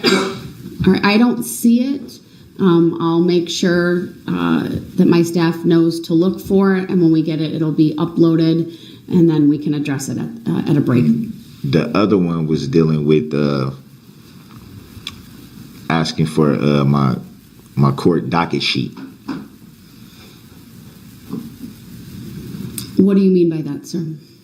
I would like a certified copy of my court docket sheet. I need to know what you mean by that, sir. There's many documents in the record. There are docket entries that are part of the electronic file. Is the entire every court proceeding, is that part of the electronic file? What did you just say? A recording of the proceedings? No. Record? I want the actual docket sheet from every court proceeding that I've had in dealing with this matter. Well, you'll have to address that to the clerk of court. I did. Okay, so then that's why it didn't come to me and I wouldn't seen it. I'm not the custodian of the record. It's the clerk of court under the statute. So was it received? I don't know, but I can find out. And on a break, we can advise. I'll direct Teresa to find out from the clerk of court if she received that. But she'll respond in due course. It was addressed to Miss Monica Paz. Okay, that's our clerk of court, so that's good that you did that. All right, anything else then? Other than what we've already talked about? Nope. No. Okay, very well. State will have its next witness then when we bring the jury out? Yes. Okay, very well. Madam Clerk, please have the jury brought out.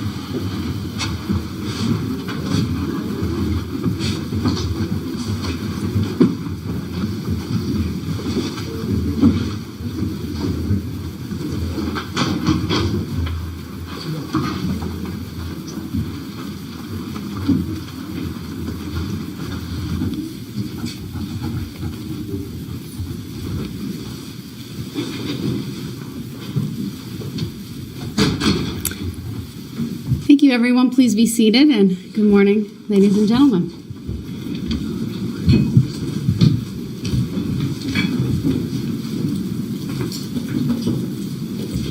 Okay, thank you.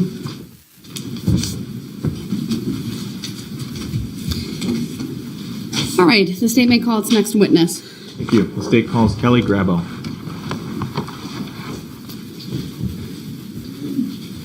Good morning, Miss Grabow. If you would please make your way to the witness stand. When you get there, please remain standing and raise your right hand, and there is a step up when you get there. My clerk, Teresa, will swear you in. Do you solemnly swear that the testimony you're about to give shall be the truth, the whole truth, and nothing but the truth, so help you God? Yes, I do. Thank you. Please be seated. First thing I will have you do is to state your first and last names for the record and spell each. My first name is Kelly, Kelly, last name Grabow, Grabow. Thank you. Go ahead, your witness. Thank you. Ms. Grabow, what do you do for a living? I work at Burst Logistics as an inventory control specialist. How long have you worked at Burris Logistics? I had just started last year in September. It's their first year here. Is testifying in court something that you do frequently with Burris Logistics? No. Are you a little bit nervous today? Yes. I want to ask you about Sunday afternoon, November 21st of 2021, okay? Okay. Did you take part in the Waukesha Christmas parade that day? Yes. Were you a spectator or a participant? Why were you there? I was walking with Burst Logistics, my daughter and I. What's your daughter's name? Adelia. And her last name? Maffioli. How long is Adelia? Excuse me, how old is Adelia? She's 10 now. She was 9 at the time. Okay. She was walking with you with Burris Logistics? Yes. Do you remember? Hold on. Could you please spell her name for us, please? Adelia. Last name is Maffioli, Maffioli. Thank you so much. Sorry for the interruption. That's okay. Thank you, Judge. Do you remember where your group was positioned in the parade in terms of who was behind you and who was in front of you? Yes, we were directly between the Waukesha Blazers and Waukesha South Marching Band. Okay, so which of those two were behind you? Waukesha South Band was behind us. Gotcha. What were you wearing that day? Well, my daughter was dressed up as Cindy Lou Who, and I was wearing my elf dress with candy cane leggings. Did the parade go smoothly? No, Why not? we were struck by a vehicle. Can you describe how that happened for us? While we're walking through, my daughter came walking over by me and she went to go get more candy to go hand out to the kids. So she walked over, grabbed candy, and as she was walking off to the side, I noticed there was a difference in the sound behind us than what I was hearing throughout. So right as she walked off to the side and I seen she walked to the side, I turned. I don't know if I turned fully or just in my head. And as I turned, all I seen was the hood of a red vehicle. And I hit the red vehicle and rolled down to the side and landed directly between the Burris Logistics float and the red vehicle. And I seen the tire go directly in front of my face. Okay. So the Burris Logistics float that you just described, what was that? There was a black truck pulling it. We had I believe there was a snowman in the back of the black truck, and then we had the Grinch in the float. Which side of the truck were you on when you were struck? Of the Burris, or? The Burris truck. I was on the driver's side of the Burris. Okay. Where was Adelia? Adelia, when she grabbed the candy and walked off to the side, I thought she was over by the sidewalk when I spun to look. And what did you see when you spun? The red hood of the vehicle. When did you next see Adelia? After I realized what just happened, I jumped up and took off running to go find her. And I seen her in the middle of the road, which I don't know how she got to that position from where I seen her last, but she was lying in the middle of the road. And there were some people around her trying to help her. Her shoes were down the road, as well as her glasses. Your Honor, Exhibit 22 has previously been received and published. I'd ask to publish that again for this witness. Permission granted. Okay, this is probably going to be a video of her and her daughter getting struck. You know, I wonder how many that is that are out there that have been redacted that the public hasn't seen. I can imagine I have tons. And then, I'm sorry, maybe I wasn't clear. The jury as well. Yep, there we go. Okay, do you see the screen in front of you? Yes, that's our float. All right. We are going to play with audio at normal speed from the beginning until about the 26-second mark.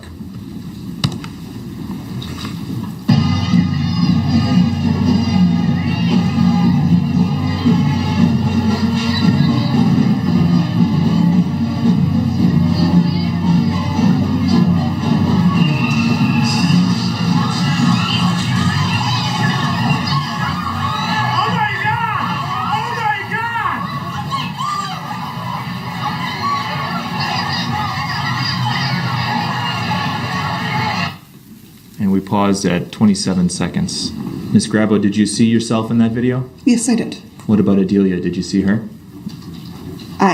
With the amount of people, I did not directly see her. Okay, let's go back to the beginning and turn the audio off. And let's go at about 50% speed. Objection was the relevance of showing the video to us.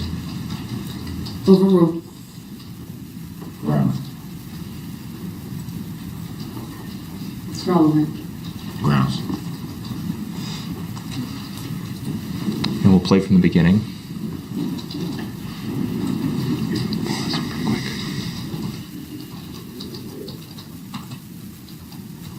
And let's pause right there. At 3 seconds. Do you see yourself at this 3-second mark? Yes, I do. Just tell us where you are in the screen.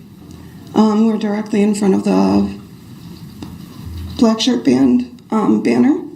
Adelia is wearing a red cape shawl with checkered, black and white checkered leggings. It was really cold and windy that day. And then I have the candy cane dress on with my jacket and a hat and candy cane leggings. And what does it appear at this moment that you're doing with Adelia? Giving her more candy. Let's resume.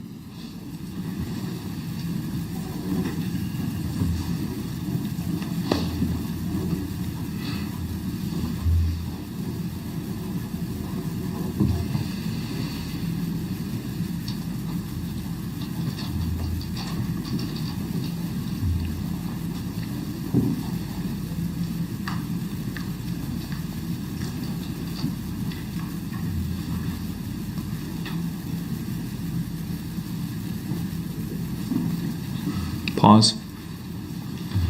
We paused at the 19-second mark. Do you see yourself in the video at this point? Yes, I'm lying directly between both of the vehicles.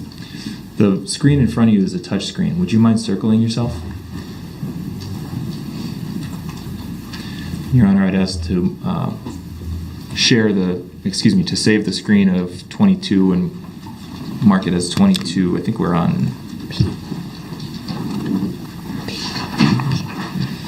22 is a screen. B? Yeah. So then 22B, this would be marked as, and I would move that into evidence. The screen will be captured with the annotation. It will be marked as 22B, and it will be received. And let's resume at that point.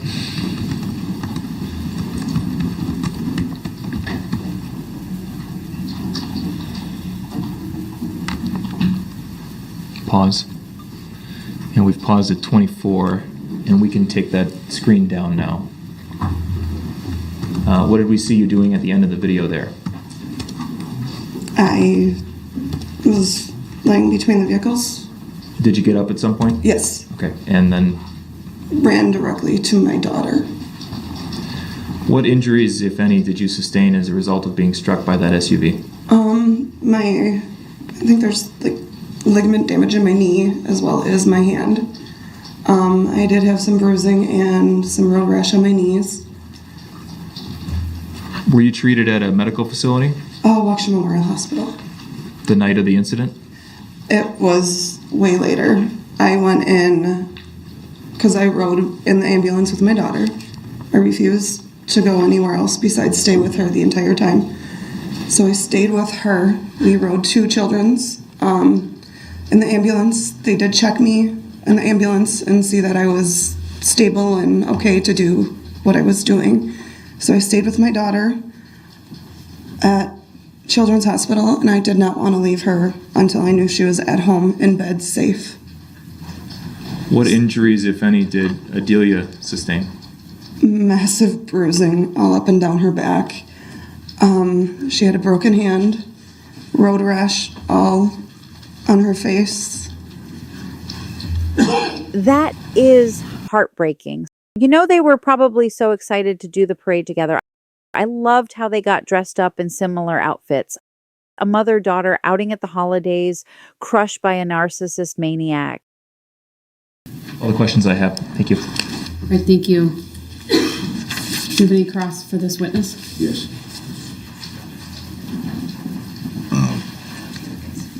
Before you were struck by the vehicle, you said that you heard changes in sound to the parade. That was the people marching in the parade in the back of you, right? Yes. Do you recall what the sounds were that you heard? It was just a change in the tone behind me. It wasn't the Jubilee sound that we were hearing throughout the parade. You could tell something was happening behind us. Did it seem to get louder? Yeah. Was it already pretty noisy with the parade going on? It was noisy. And you stated that it was really windy and cold that evening. Yes, very. Would it be any reason why you wouldn't be able to hear everything going on behind you? I wouldn't say I wouldn't be able to hear everything behind us, because I heard the change in the sound of the band, so obviously I could hear what was going on directly behind me.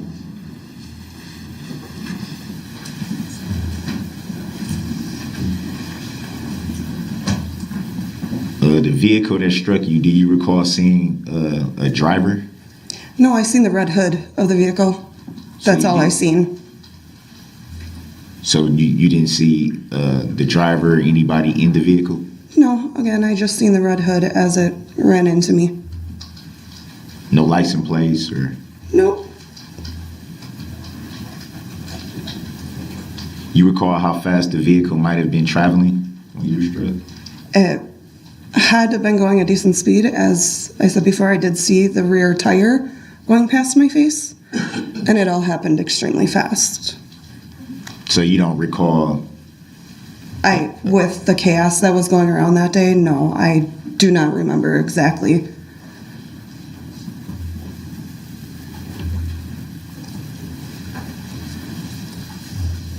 And you stated that after you were struck, you got up and ran to your daughter, correct? Yes. And you were able to do that with your leg injury? Yes.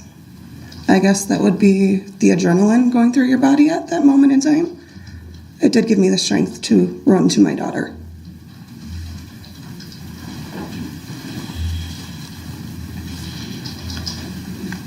So when was it that you knew that you had did you say knee injury? Yes, knee and hand. When did that pain in your leg set in? It was immediately. But you were still able to get up and run? Yeah.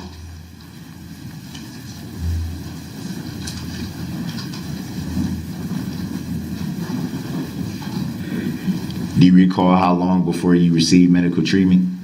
We were there for quite a while. I think we were one of the last ones to leave in the ambulance as I sat with my daughter at Children's Hospital.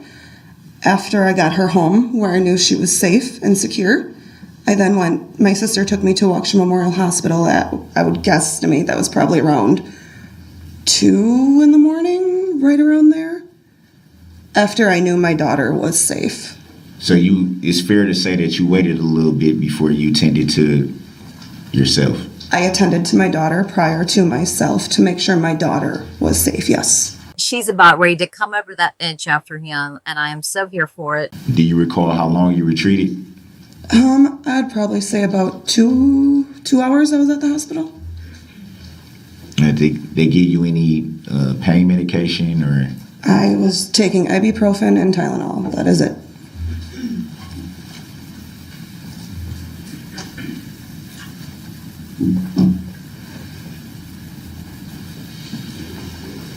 Do you recall what time you arrived at the parade?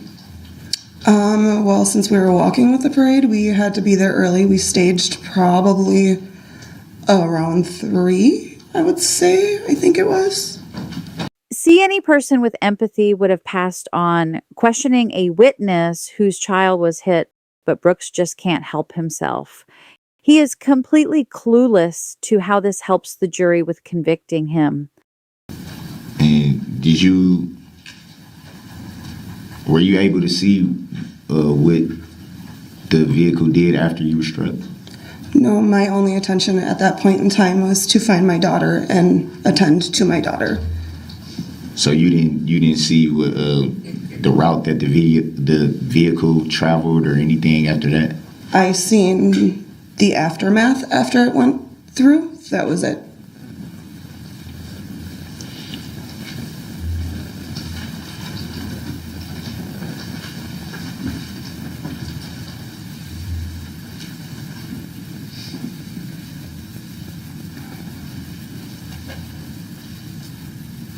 Do you recall how long you were marching in the parade before you were struck?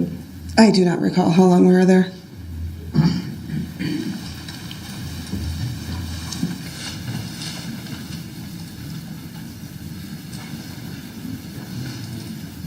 Were you near any cross streets or intersections? I don't know the name of the intersection, but yes, there was. I know we're right by Bosco's. There's a little walkway that takes you down to the river, or there's a little tiny side street off to the side. Do you recall if they were barricaded? I do not recall. Do you recall if any law enforcement may have been standing by those intersections? Do not recall.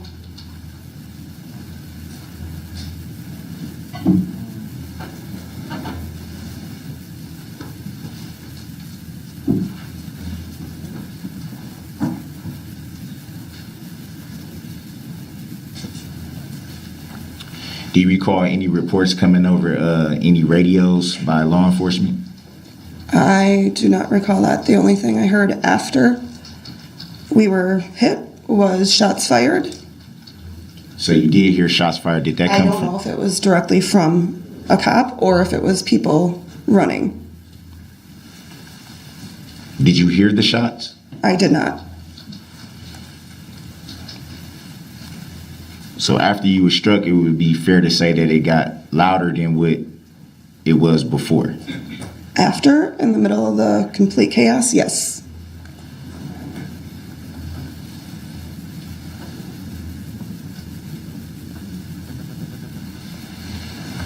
With all the noise and chaos going on, do you think it would have been hard for you to hear a horn honking? I did not hear a horn. Would it have been hard? The question was, would it have been hard for you to hear it? Before it got to us or after? After it became chaotic. I was not listening for a horn after we had already been hit by the vehicle. So it'd be fair to say you wouldn't be able to recall. I would not be able to recall that.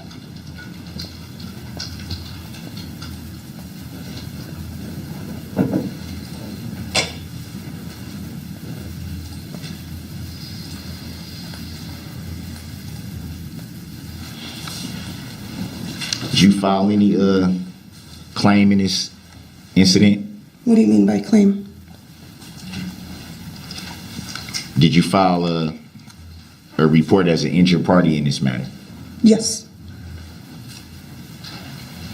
So it would be fair to say that you identify yourself as an injured party? I was injured by the circumstances that day, yes.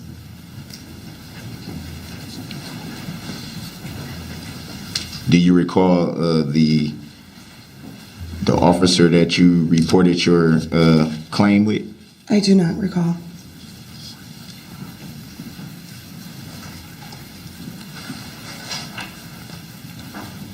Have you seen or read a complaint in this matter?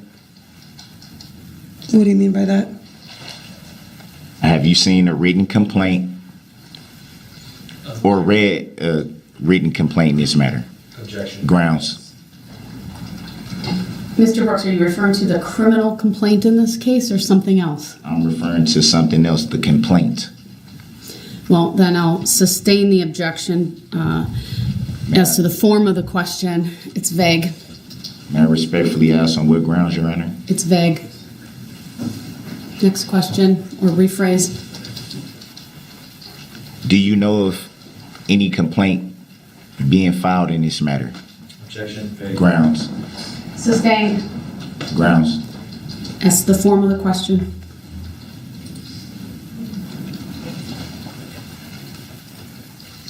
Were you aware that it may be possible that you could give testimony in this matter? Yes, I was aware of that. Did you seek to give testimony in this matter? I was okay with doing so. And who were you informed by? The district attorney's office. Was that in form of a subpoena or was it a conversation? Well, at first it was knowing that there was a possibility and then the subpoena. So it'd be fair to say that you did have a conversation Conversation? with the district attorney's office. Yes. Did they ever inform you of who the plaintiff was in this matter? Objection. Relevance. Grounds. Sustained. Are you aware of any plaintiff in this matter? Objection. Grounds.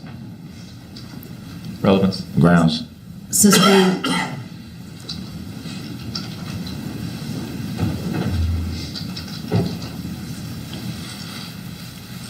Have you ever talked to the plaintiff in this matter?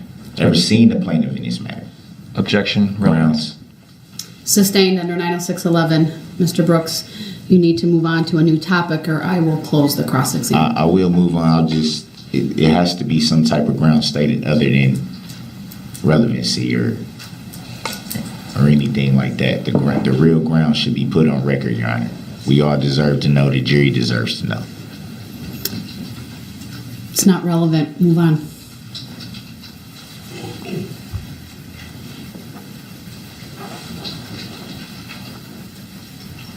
So are you bringing this claim against the accused defendant in this matter?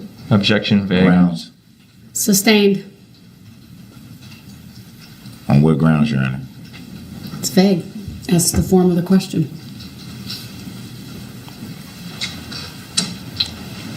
Have you seek to receive any recovered damages or anything in the matter? The only thing that we got was help to pay for our medical bills, as that was something that was completely unexpected from a Christmas parade. Is that through the state of Wisconsin? It was through, I forgot the name of what it was. Are you listed as a plaintiff in this matter?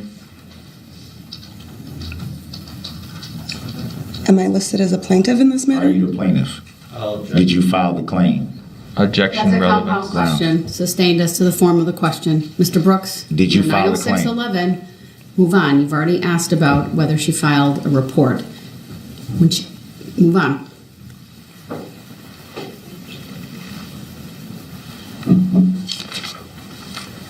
I can't stand it when he asks the victims if they received any compensation, as if they made money on the whole ordeal.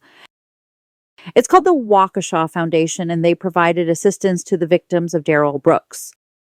I placed the link to the foundation in the description of this video if you would like to check into it or make a donation. They really took care of the community after all of this.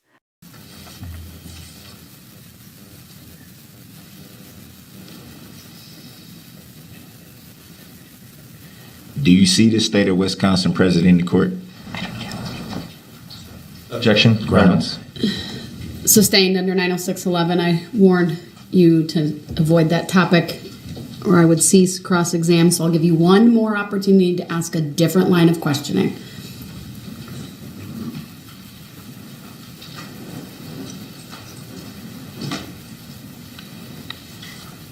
Do you recall when you gave your interview to law enforcement?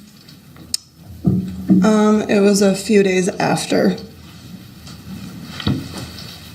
Would it be fair to say it was a few days or a week or so? I don't actually remember the exact time.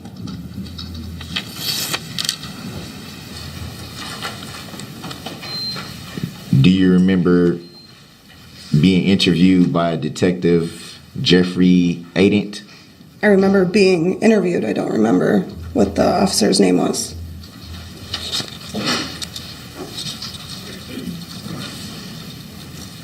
Do you remember where you were interviewed? At my house. Do you recall if it was on November 30 of 2021? I don't remember the exact dates.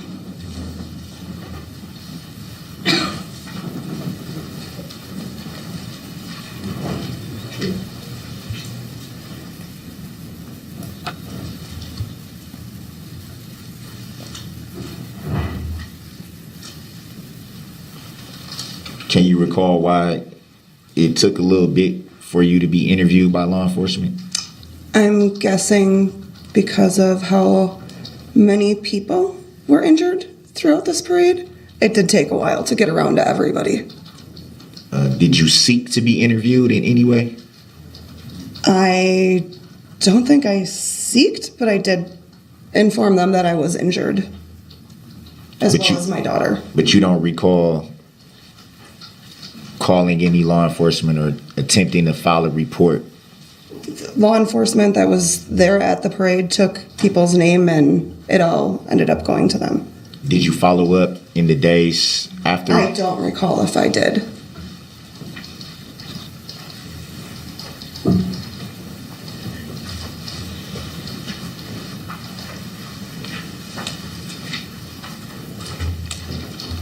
recall stating that you did not see what happened to your daughter? I do recall that.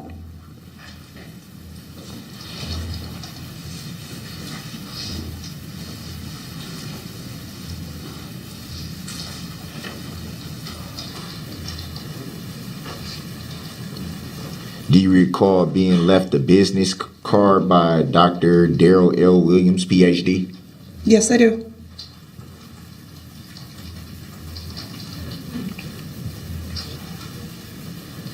Would it be fair to say that he was the one that told you what happened? I still to this day don't know directly what happened to my daughter. I just know that she was hit by the red vehicle as I was laying on the ground after I was hit.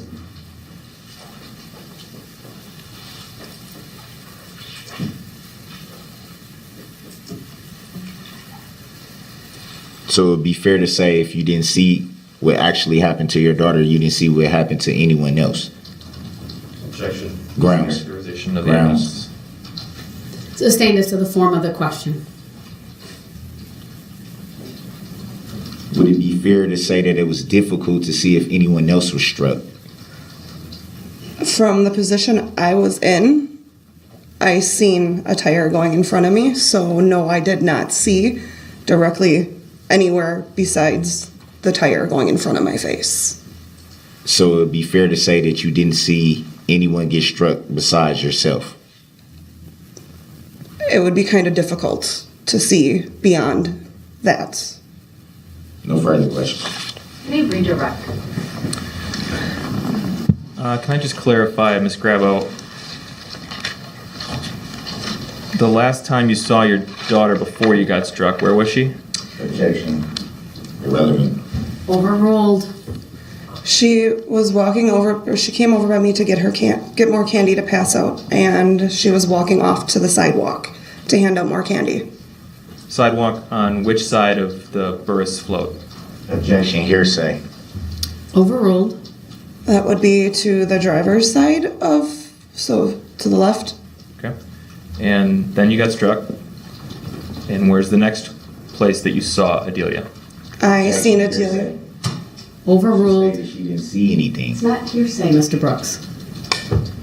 That's the definition of hearsay. Mr. Brooks, the objection is noted. It's overruled. On what grounds, Your Honor? I direct your attention to section 90801, sir. You may answer the question. After I got up, I found my daughter in the middle of the road. She was no longer by the sidewalk. Where was she in relation to the Burris, the truck that was pulling the float? Objection. Hearsay. Overruled. On what grounds? Direct your attention to 90801, sir. It's not hearsay. Go ahead, you may answer. She was towards the driver's side, the front end of the vehicle. So she was more towards the front of the vehicle. You testified that after you were struck, the noise in the area increased. It got louder. Yes. Saying that? And so, as a result of that increase in noise, you weren't listening for a horn?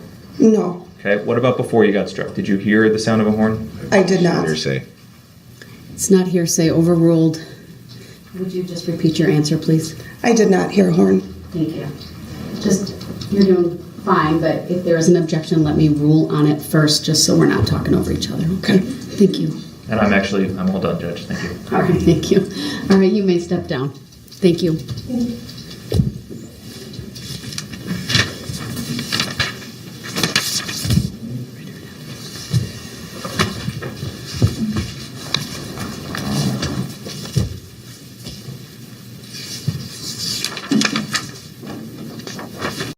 Thank you for watching with us, everyone. We will pick back up with day 4 in our next video.